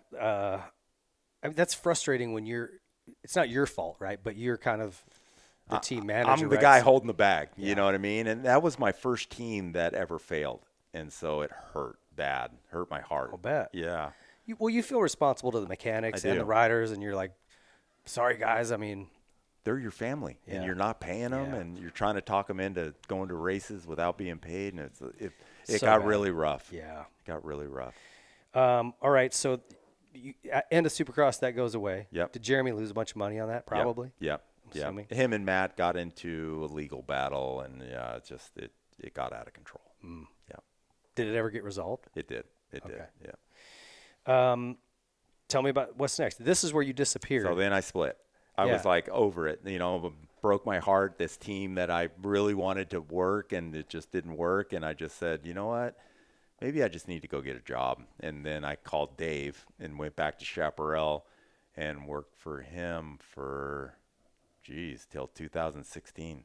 Oh, wow. Yeah. So you were there for a little while. Yeah. Yeah. Doing like side-by-side stuff? So he was, the UTV market had just started, and then he was building roll cages and roofs and bumpers and stuff like that. So really I was just a fabricator. You know what I mean? Oh, you were doing like actual. I ran the fabricator department, to build all those things. So that was an eye opener too of how that stuff works, but it was not the funnest thing in the world.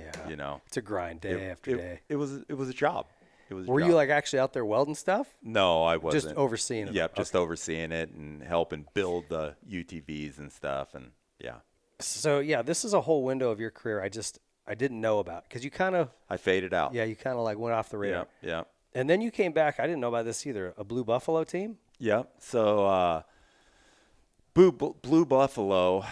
Which is a dog food, right? So this is a long story. So let me see if I can explain this right. Okay. So when we took that Anheuser-Busch with a Bud Light deal, so we had a Sobe deal also. And so Jeremy chose the Bud Light, and so I called Sirwall and said, hey, take this Sobe deal. And for the Suzuki guys, because Pastrana and all those guys were doing it. So I gave them the connection with the Sobe guys, so they went and got that sponsorship. And so the guy that was at Sobe at the time that I was dealing with, he went to Blue Buffalo. And so it's a dog food, am I right? It was a dog food. Okay. Yep. And so I had the connection with him, and then the other guy, this John Slater guy, the Slater skin thing. So him and that guy were buddies. So anyway, it just all worked out together, and so they were going to have a race team, And it wasn't really at the level that I was used to and stuff, but it was good, and it was racing, and I thought, oh, that would be fun, you know. So I quit Chaparral, went to Blue Buffalo, did that for a few months, and it just got really weird, you know. Did. Yeah. Where were you living at this point? I was still in Murrieta. Okay. Yep. I've lived in Murrieta the whole time. Okay. Yep. And I just walked away and just said, you know, it's just not going the way that I wanted it to go, and you guys are kind of have a different vision, and I'm done. So what did you do between that and the next thing was BarX, right? So I just did like coaching, rider Okay. coaching and stuff like that, just minimal stuff, you know, really didn't do much. So I didn't really have a job or anything. Were you feeling kind of lost, or were you like, Little what, bit. I need a break? Or It was more that I needed a break, and I knew I needed a break, but I got lost within that break. You know what I mean? Yeah. Like I didn't have anything to do. I didn't have anyone to answer to. I didn't have. You're too type A for that, right? Like you need a. I need a you focus. Need a goal. Yep. And I need to strive for that, and that's what I didn't have. And then so then that takes us to 16 and BarX. Yeah. And then so Myron Short, in which we knew each other but not really good, and then he was going to have a race team. He had a couple sponsors and stuff like that, and I was just like, oh, okay, that sounds fun, you know, because I was already doing the coaching thing, so I thought it would be really fun work with amateur kids, and did that for 2 years maybe. They were Suzuki support amateur Correct. side, yeah. Yep. So I just did that, and did Loretta's and did the whole amateur circuit, Texas and everything. And was that interesting going back to that? Because you probably hadn't been to those in ever. well, a long time. Forever. Did you ever go to Loretta's no. Yeah, I guess it didn't No, exist. I hadn't even been there.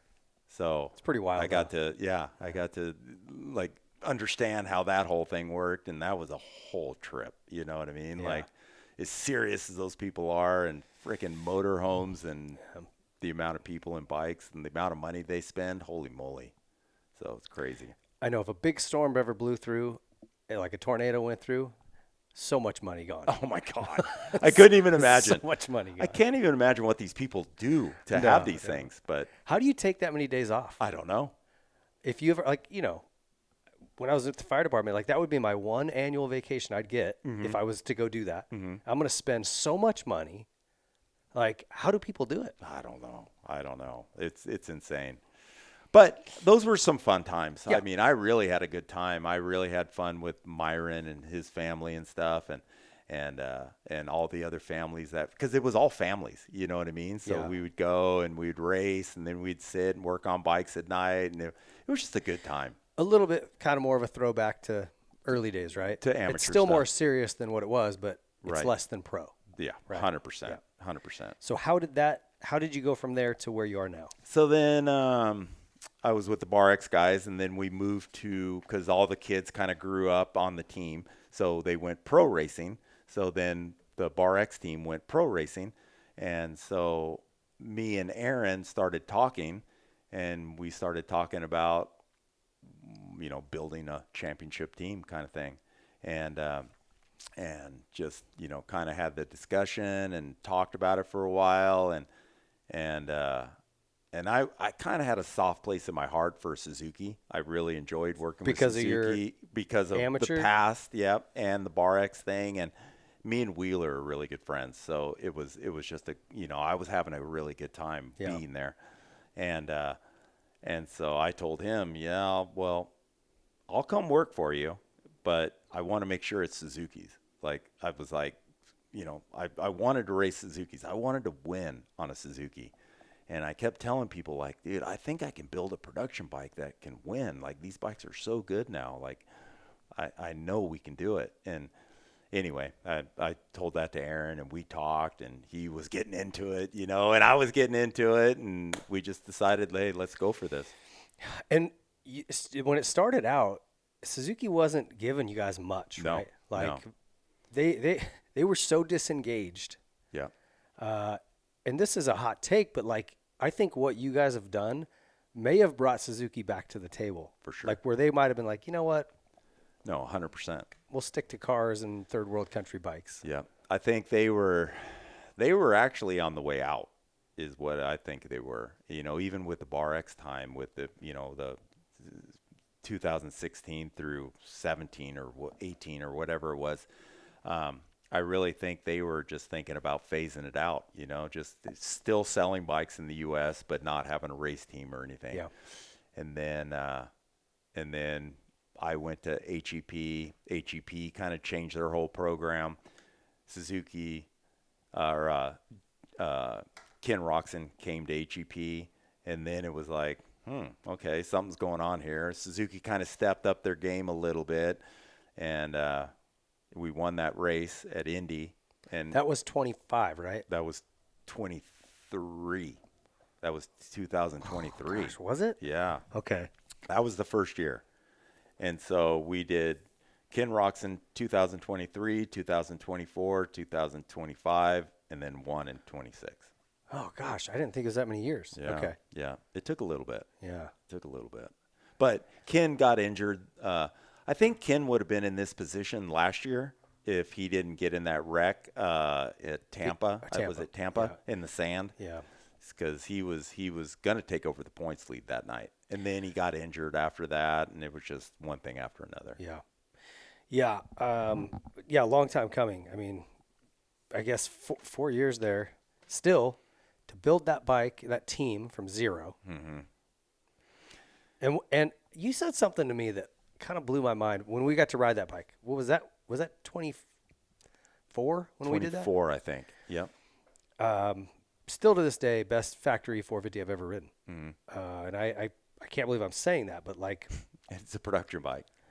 Dude, the suspension was incredible. Yep. The way the power delivered, I'm like, it makes you want to ride it hard. It was smooth. It didn't hit like kind of yank you off your arms. I don't know. It was just perfect. Right, right. I just wanted to keep going faster and faster on it, you know? Mm-hmm. And you said something to me. I go, well, what about the weight? You know, what do you guys do you got a lot of titanium out here? And you said, we're not really worried about the weight. Like, weight kind of makes it stable feeling. And I was like, I'd never heard anybody say that. So I've done a lot of weight stuff, right, over the years. And it always seems like if a bike's a little bit on the heavy side, it plants better. You know what I mean? How it sits on the bike, how it corners and stuff like that. Like, me and Wheeler have talked about this quite a bit because he did so much testing before that he felt the same way as I did. You know what I mean? Like a little bit of weight kind of like just plants the bike. Yeah. And, you know, it doesn't get it that twitchy. And when you're starting to put stiff titanium or whatever on it, the bike gets more rigid and it gets even more violent. So, yeah, it's like it'll start to flex and then snap back. Yeah. That's the worst feeling you can have for a rider. Yeah, that's that. You just want to know what it's going to do. Right. Like you don't want to be surprised. And the slower it moves is in flexing, the easier it is to predict. Yeah. You know. Do you know, honestly, I know they made that update in 2018, Mm-hmm. but really, I'd have to go back and see exactly what they did. They changed suspension components, all the plastic's different, but like the swing arm I think's different, but the frame, like a lot of the motor, it's the same. The frame's different. It the is? motor's the exact same. It's the same motor. Okay. So the frame's a little bit different because they went to that different spar, the way that around the gas tank and stuff. Okay, yeah. But yeah, the majority of the bike's the same. But if you go back and you look at that Suzuki from the minute Roger came over, or I guess when they went to it, right? Like Ricky won on that thing a lot. Yep. Reed won on it. Yep. Stewart won on it. Dungy won on it. Like that thing has, if you went in and counted how many freaking races that bike's won. It's won some races. Bro. It's a good bike. So, you know, I almost want to scream at Suzuki, like, don't do too much. Right. Build a little more power into it. Put electric start Put electric on it. Start on it. Thank you. And different suspension. And be done. Mm-hmm. Like you're in the hunt. Right. You know. Right. Don't throw the baby out with the bathwater. There's so many 100%. good things about that bike. And that's what the majority of the manufacturers do. They have a successful year, and then they think, oh, we're going to revamp this bike. And it just doesn't quite work out that way. 09 Honda. You remember that thing? The funny car? Yep. Everybody was look at this new thing, and it was terrible. Took them like 3 years to get it right. Yep. And then they changed it again. A lot of these look at the new Cowie, really. They haven't had a lot of success with that thing. No. You know, the Yamaha, when they turned it around, that was a struggle for a bit. Struggle. Big so one. But I feel like they ought to, they're doing 4-year intervals, a lot of them. Man, just keep refining, but or change the plastic. I don't know. I would agree. It doesn't take much to impress a new buyer. Right. Make the plastics look different, and it's like, ooh, I got to have it. Yeah. Or change the color a little bit. Dang, anything. Something, I know. Highlights. You just don't want, that bike has such a pedigree of winning. Right. And you guys have proven, look, and I know you've done a lot to it. I'm not taking away what you've done. You certainly got that thing just hits, but really. But it's a production bike. I know, and this is what's crazy. When I had Wheeler on, we kind of put this together. Hasn't had, at least in 8 years, nothing. Right. You're the current Supercross champion and 2-time in a row World Supercross champion. Is that crazy? I think it's crazy. I think it's cool as shit. But and all these other manufacturers we got new bikes coming, this, that, all the whiz-bang stuff. Hey, we got mapping and start maps. And I really believe it's the people on the team. You know what I mean? Like I believe that our team, the personalities and the people and the way they work and the way they work together, I think is more important than anything. I've never really worked great in a factory type environment, because they put handcuffs on you. I hate that, and that's not the way it is here. And I think that's why this team is successful, because it's like carte blanche. Yeah. It's the same thing with Star. Look at how bad Yamaha was struggling. That's right. Right. And those are great guys that managed it. But if you have bumpers up that say you got to stay in this lane, give it to Star, and they're like, what do you guys want to try? Whatever. Yeah, we'll do whatever you like. Yeah. And how much have they won? And how much success have they had? Yeah. I mean, that's a big deal, but it's difficult at times, you know what I mean? Not having, I think Yamaha has a little more of the manufacturer in their back pocket. We didn't have a manufacturer in our back pocket for a few years. And, now. Are they coming around? They're coming around now. Yeah, they're a lot better. And I asked Wheeler, I said, they got to have a new bike coming. I mean, I've seen too many Japanese. In fact, I asked Aaron, and he goes, well, he's like, you just look around here. How many Japanese engineers you see walking around my pit? He goes, I'm on the phone with these guys every week for hours. Mm-hmm. So you just take from that what you will, And I was like, okay, that's thank you. There is a bike. We just, it's going to be a year or so till it hits the floors. Yeah, I figured 28 probably. Yeah. Be my guess. Yeah. But Wheeler goes, dude, they haven't told us. We have no information about it. They won't specifically say black and white. You know what I mean? Like but that's the Japanese culture. Yeah. You know what I mean? They're not going to really tell you too much.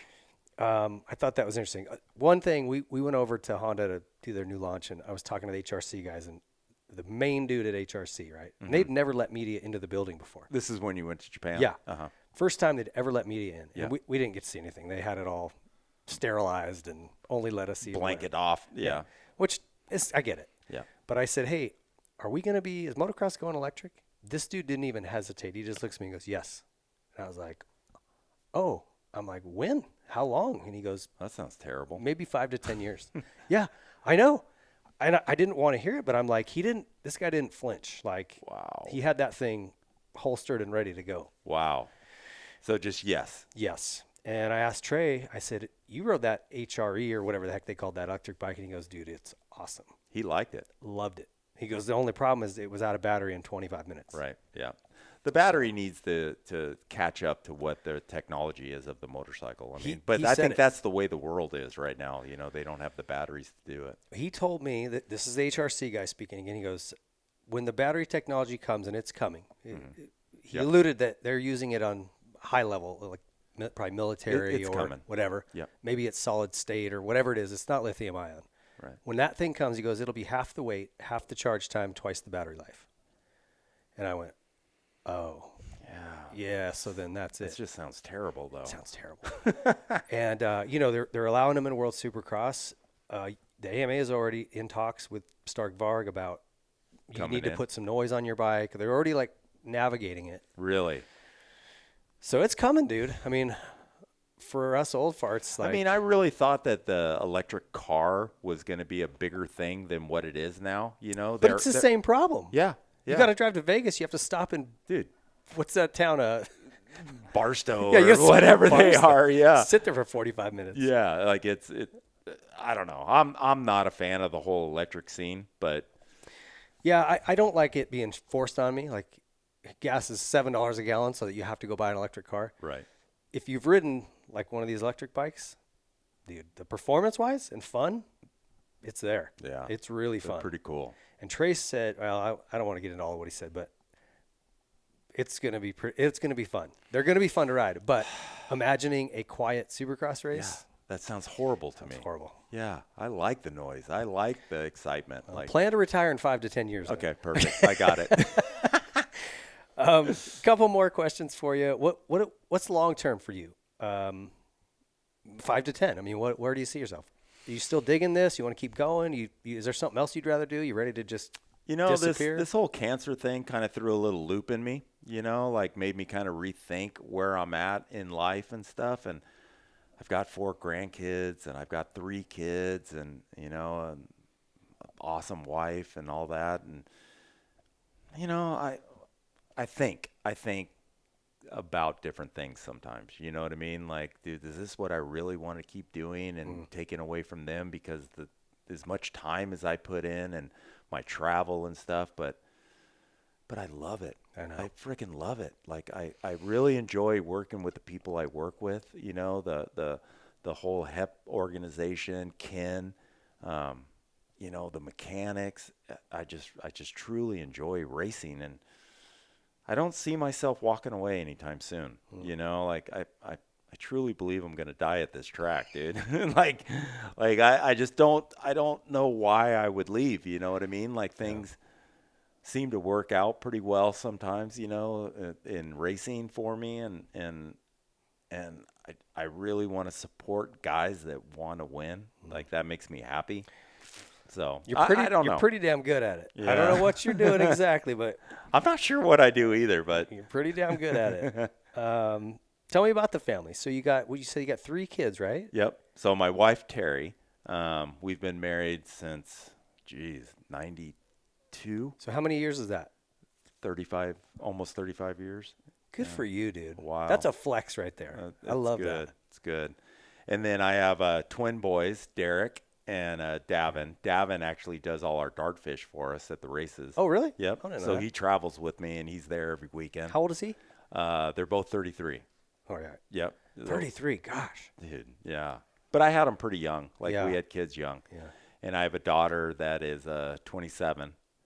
Okay. And they all live here in town. Like, Derek lives down in Escondido, but Davin and Corinne, they both live here in town. So Okay. That's cool. Yep. So Davin's got 2 grandkids. Derek's got 1 grandkid. Or They're kids. all girls. Your grandkids, you mean? Yes. Yeah. Okay. Yeah. They're all girls. And then Corinne's got a girl also. So, I mean, it's awesome. I mean, like I told Terry the other night, it's like we've made it. You know what I mean? Like we've grown these kids up to be good people. Now they're good family people. They're good parents, and I don't know. That's success, dude. Yeah, I'm super proud of my family. Yeah. Like work achievements are one thing, and it's cool, but I feel like that's more personal accomplishment, maybe ego driven, right? I mean, you got to take care of your family and provide, but those accomplishments are more for us. Right. But when you've produced good human beings that are producing good human beings, 100%. dude, that's awesome. That's awesome. So that's success. Me and Terry have done a good job somewhere within there. Yeah. You know what I mean? Like, yeah, it couldn't be any better. What do you guys do for fun? Like when you're no racing, nothing going on? We don't really do much. Just chilling? No, I work all the time. I try to stay busy just because I love motorcycles, and I try to make time for her, but what does she like to do? Whatever I like to do. Like, she grew up in the motor industry. Her brother raced, and so she gets it. She's just easy. She knows what it's about, and her dad owned his own business, and she understands the workload of kind of running your own thing and stuff. So, yeah, she's awesome. But so have you, just being so type A, have you been going bananas these last 6 months? You don't even know. Yeah. Like, freaking crazy. Like, I truly locked myself in my house for 4 months because I was so afraid to get sick, because they told me I was going to die if I got sick with my immune system being down. Yeah. And I'm like, well, I'm not going to let anyone in my house. I'm going to sit in my house, and I'm going to go to doctor's appointments, and that's it. And I'm going to get myself better. So that's all I've been doing is fighting for that. Have you been, I mean, I imagine you're the kind of guy that's like, okay, what can I do? Like, how can I speed this up, this healing? Like, what are you doing? Anything crazy? There's nothing. Hyperbaric chambers? No. Red light therapy? None of that? It's No. like not even helpful? No, I don't do anything. I just do the chemo. I kind of put the whole thing in God's hands. You know what I mean? As soon as this whole thing happened, I was like, I'm effed. You know what I mean? Like God, it's in your hands now, and whatever you tell me to do, I'm going to do. And I mean, I got good oncologist doctors. I got a good surgeon down in San Diego, and they kind of built a plan for me, and I'm just sticking to that plan. Sticking to it? Yep. Have you done any dietary changes? Like no sugar? Everything. Yeah. All water. Like I'm careful of what water I even drink. Yep. You know what I mean? And sugar and glucose and like everything, dude. There's a lot to it. If you find out the environments cancer lives in, they like acidic, they like sugar. Exactly. So yeah. I mean, you got to fight it. It's going to be a daily battle, and for sure when I get back to the races, I'm going to want to drink a Mountain Dew and a Monster. Is that your That's poison? my thing. Yeah, That's my thing. And like I've already kind of thrown the Copenhagen aside. I'm done chewing. I've chewed for 35 years. I'm not going to chew anymore, and that's terrible. I mean, I do those little. Well, dude, they're saying nicotine now has all these health benefits. I heard that. And I'm like, damn it, do I got to start? I've gone all this time with I don't really drink. I don't have any. But you habits. can do it with the patches. Yeah, I know, but do I want to get addicted to nicotine now? Like 51, I know. That's what I said about my hair, dude. I made it to 59, and all of a sudden my hair's falling out because of all this chemo, and I'm like, frick, this sucks. But let's get some hats, dude. It'll come back. Will it? Yeah, okay. It grows back. What is there anything else you want to accomplish? I mean, as a racer, you had an awesome career. As a manager, it's been like unbelievable. I don't know how many guys have won more than you, and especially not in privateer teams or, not privateer. Private what's efforts. the word? Private efforts. Yep. 3 different ones. Yep. It's insane, man. Like the only respectful. 3 private teams to ever win a championship, big league, big. Yeah. Mm-hmm. Yeah, you're right. So, and they're all you. Yeah. So, I mean, it's a huge feather in your cap. But is there anything else? Maybe it's in the sport, maybe it's not, that you'd want to accomplish. Haven't really thought about it. When this whole cancer thing, like I shared with you before, I was almost like, gosh, I've done everything I've wanted to do, in this sport. But saying that, like, there's always another championship, you know what I mean? And I really enjoy working with Ken. Like that has been a super pleasure for me, and like his whole family and stuff. So that's kind of reignited me a little bit and got me going again. But I think just stick with the plan, with what I'm doing, and do what you love, Al. Yeah, I don't see any reason to move on and do something different or anything. And I mean, I'm pretty good at what I do, so I mean, dude, just keep doing it. See if I can I'll make myself a goal, within it. Like I wanted to win a championship with the production bike, like I told you, and now I achieved that. So now I'll figure something out. I'll figure something out. Maybe I can win a Supercross championship with a mini bike. Oh no, dang it! I have no idea. All right, hey, quick reminder, guys. Use our Whiskey Throttle code WT26 on any of our sponsors' products. Get you a discount.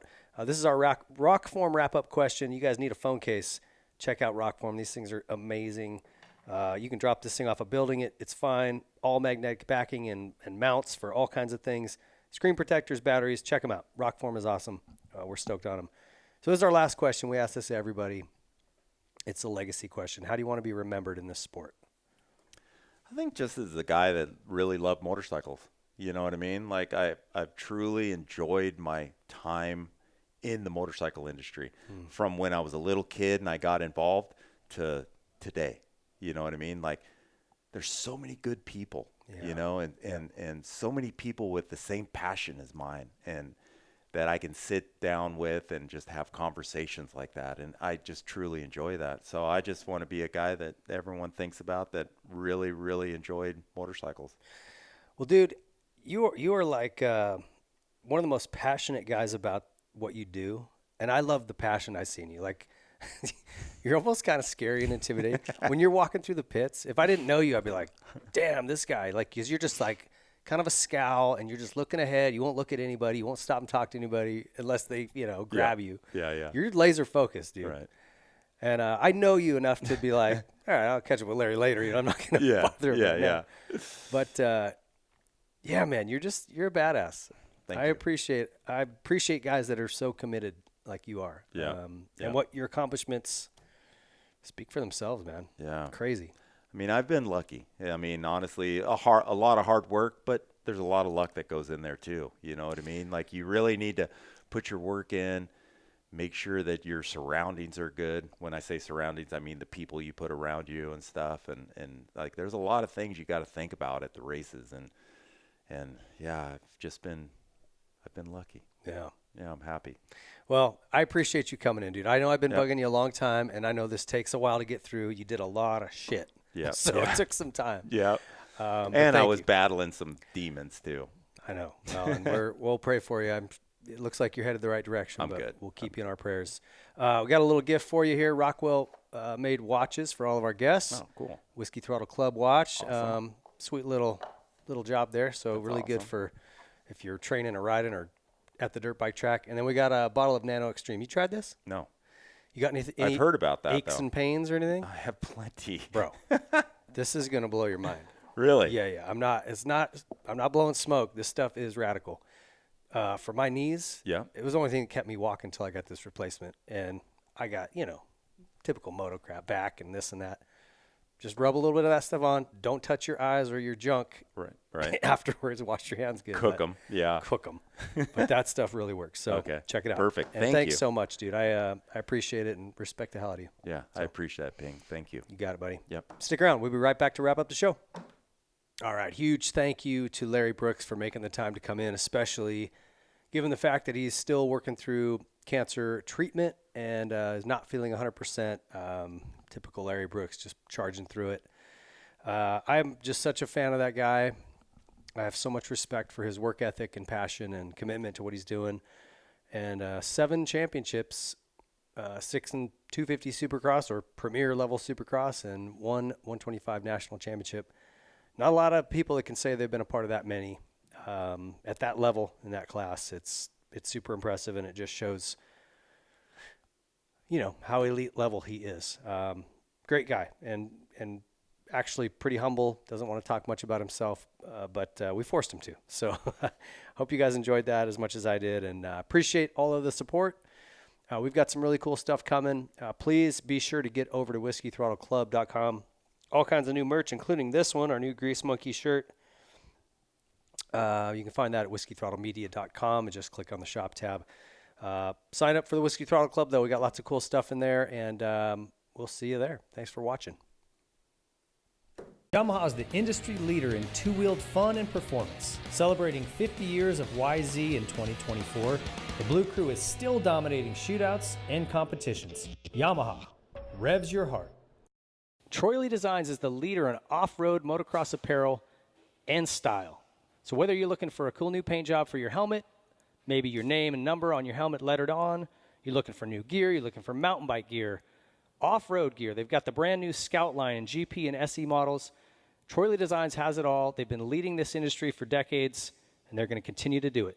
Check out TroyLeeDesigns.com. The Whiskey Throttle Show is proud to be partnered with Factory Effects. These guys have been around the motocross industry for over 30 years, making really cool graphics, really high-quality materials with really excellent fitment on all the brands. So whether you guys have a motorcycle you want to dial in, or you need a new stand or some tie-downs or whatever it is, Factory Effects has got you covered. And they've also got a bunch of officially licensed merchandise. So if you're a Yamaha guy, you can go over there and get some really cool Yamaha stuff.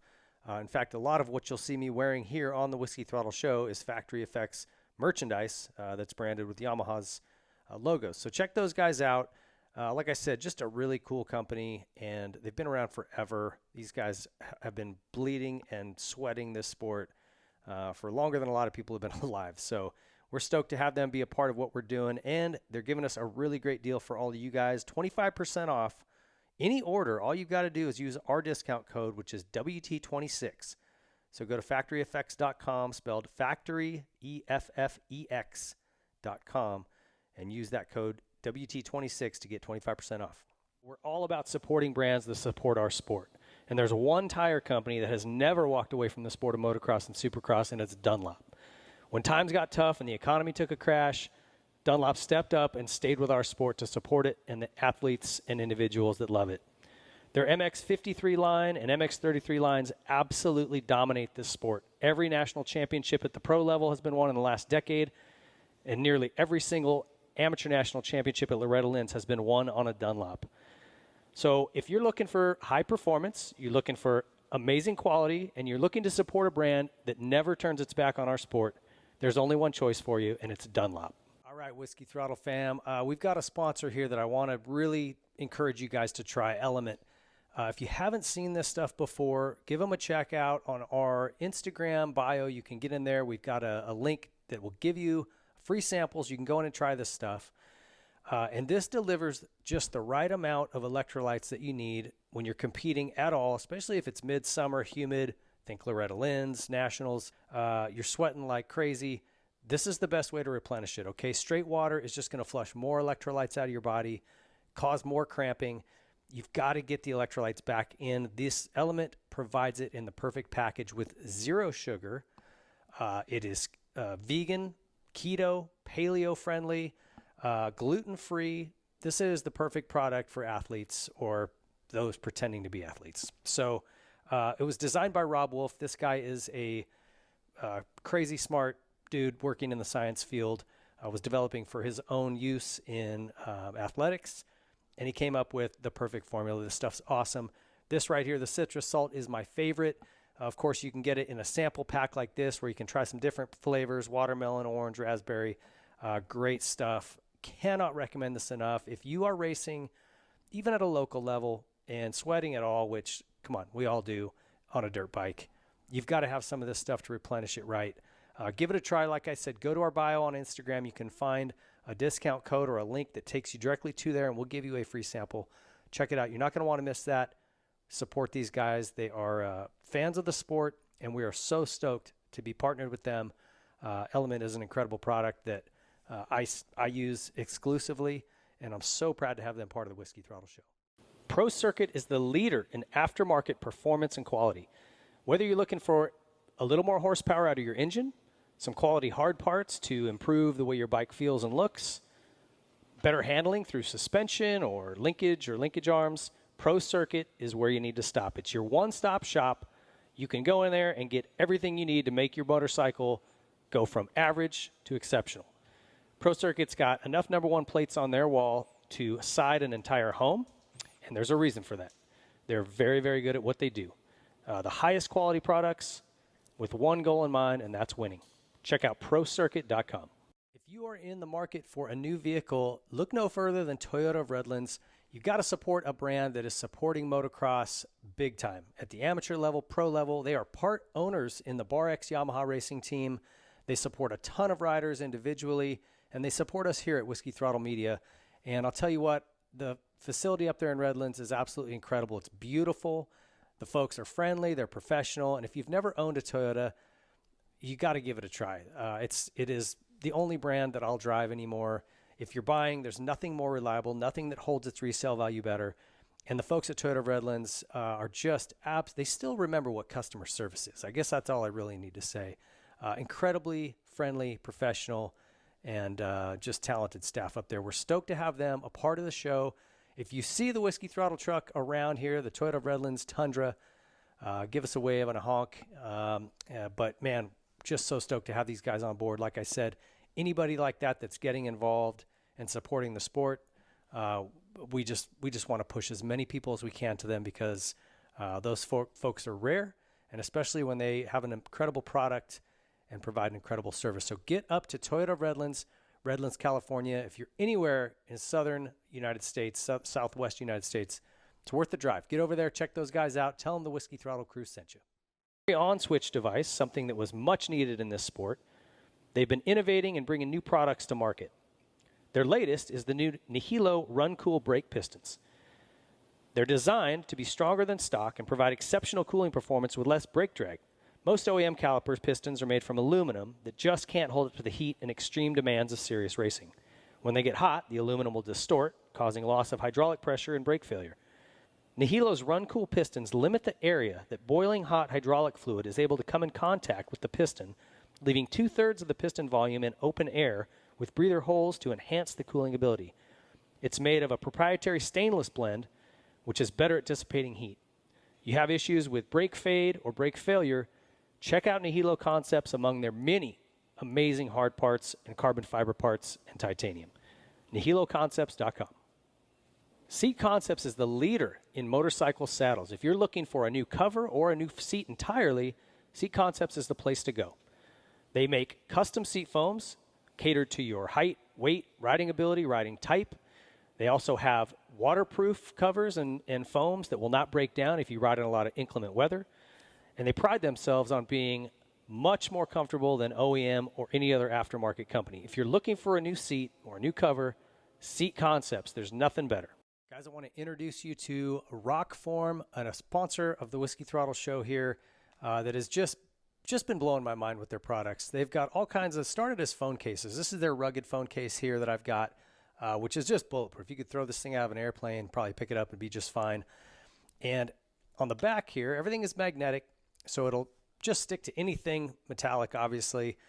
But this little locking device you've got in the back, this bolts onto handlebar mounts, car mounts, adhesive mounts, magnetic mounts, and it does not come off. It is locked in. I have no fear that my phone is going to pop off a handlebar on a street bike ride. And then I like the little sport ring they've got. They've got all kinds of devices that pop in here, but this thing acts as a stand. If you want to sit this thing up and watch something on your phone or work on it, just absolutely incredible. And this is magnetic as well. All kinds of amazing products, guys, for your phone. Kind of that's their primary function. They also have the G-Rock speaker. This is basically made for golf, and you just stick it to the frame of your golf cart and get after it. Got great tunes all day long. So a ton of products, but check out our boys at Rockform. These guys are killing it. I'm so stoked to be partnered with this brand. You know, we really pride ourselves on partnering with elite brands, really, really high-level companies, and Rockform is right on cue. Need to replace something on your bike that's worn out? Look at elite brands, really, really high-level companies, and Rockform is right on cue. Need to replace something on your bike that's worn out? Look no further than ProX. These guys aim to make everything OEM quality or better at an affordable price. And they've also got some new products coming. So right now, chains, sprockets, anything inside the engine internally, air filters. If it wears out, ProX makes it, and they make it at a quality level that's OEM or better. And they've got some new things coming that are awesome. A complete engine rebuild kits for the Polaris RZR 800s. Need to replace something on your bike that's worn out? Look no further than ProX. These guys aim to make everything OEM quality or better at an affordable price.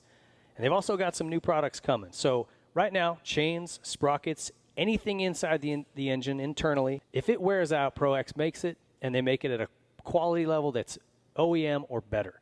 All right, so you had a tip over in the garage or at the track and you broke your lever off. What are you going to do?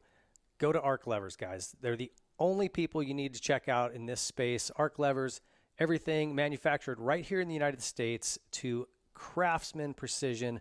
The stuff is awesome. Whether you're looking for an entire clutch perch with maybe a bigger wheel, they make the wheel super easy to find and adjust. Or maybe you just want replacement levers. They do that as well. Anything you're after, they can change the throw, the feel, everything you want, custom. They can make them feel different, look different colors. These guys are dialed, man. They've got all kinds of cool products. If you haven't been over to Arc Levers and seen what they've got, check them out. These guys are being run by factory Honda. If they're good enough for Jet Lawrence, I think you and I can probably make them work. The Star Racing Yamaha team, a lot of factory riders running them for good reason. They're the best products in the business. Check out Arc Levers. The Whiskey Throttle Show is presented by Motorsport.com. It doesn't matter if you like to pull a throttle cable on a dirt bike, street bike, side-by-side. Motorsport.com is putting riders first with parts, gear, and accessories, including some of our partners like Troy Lee Designs, Dunlop, Pro Circuit, and more. They offer first returns free on apparel so you can buy with confidence. And Motorsport.com offers fast, free shipping on all orders over $79. Make your next ride your best ride. Visit Motorsport.com. Every good podcast show has got to have an underwear sponsor, right? Well, we went right to the top Ethica.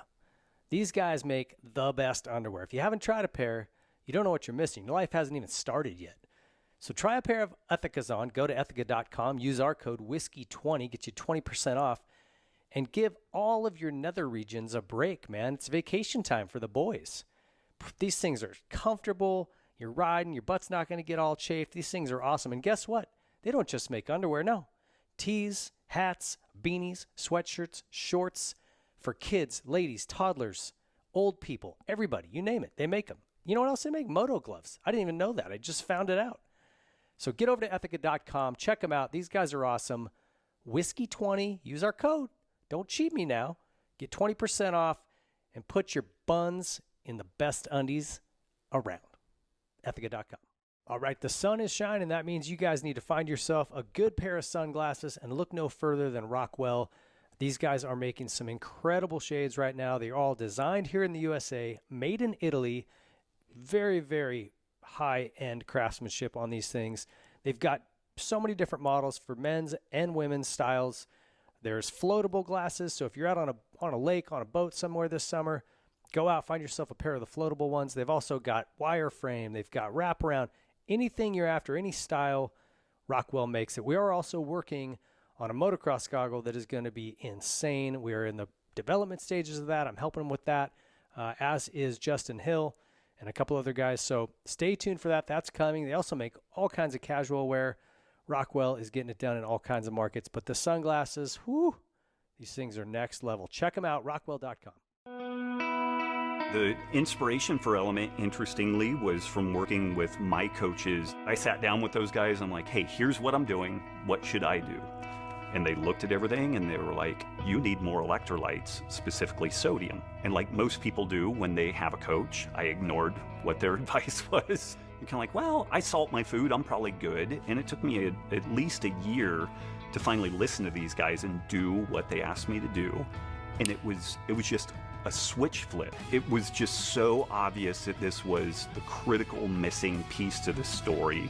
And it's ironic that this salt piece was like the linchpin, the keystone to making all the rest of that work.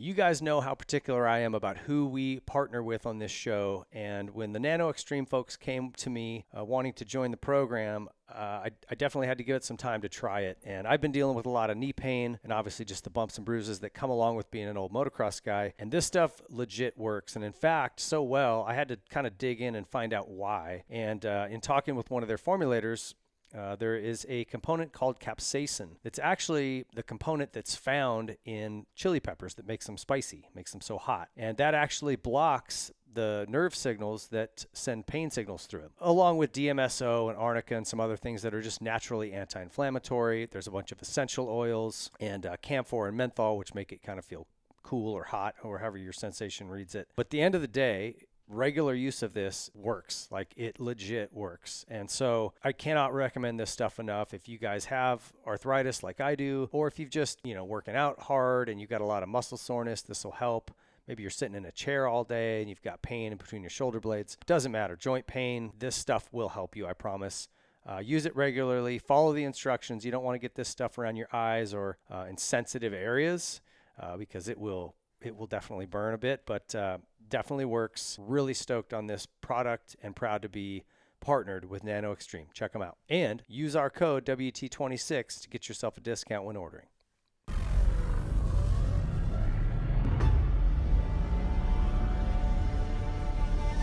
The Specialized Science Club introduces the Levo 4.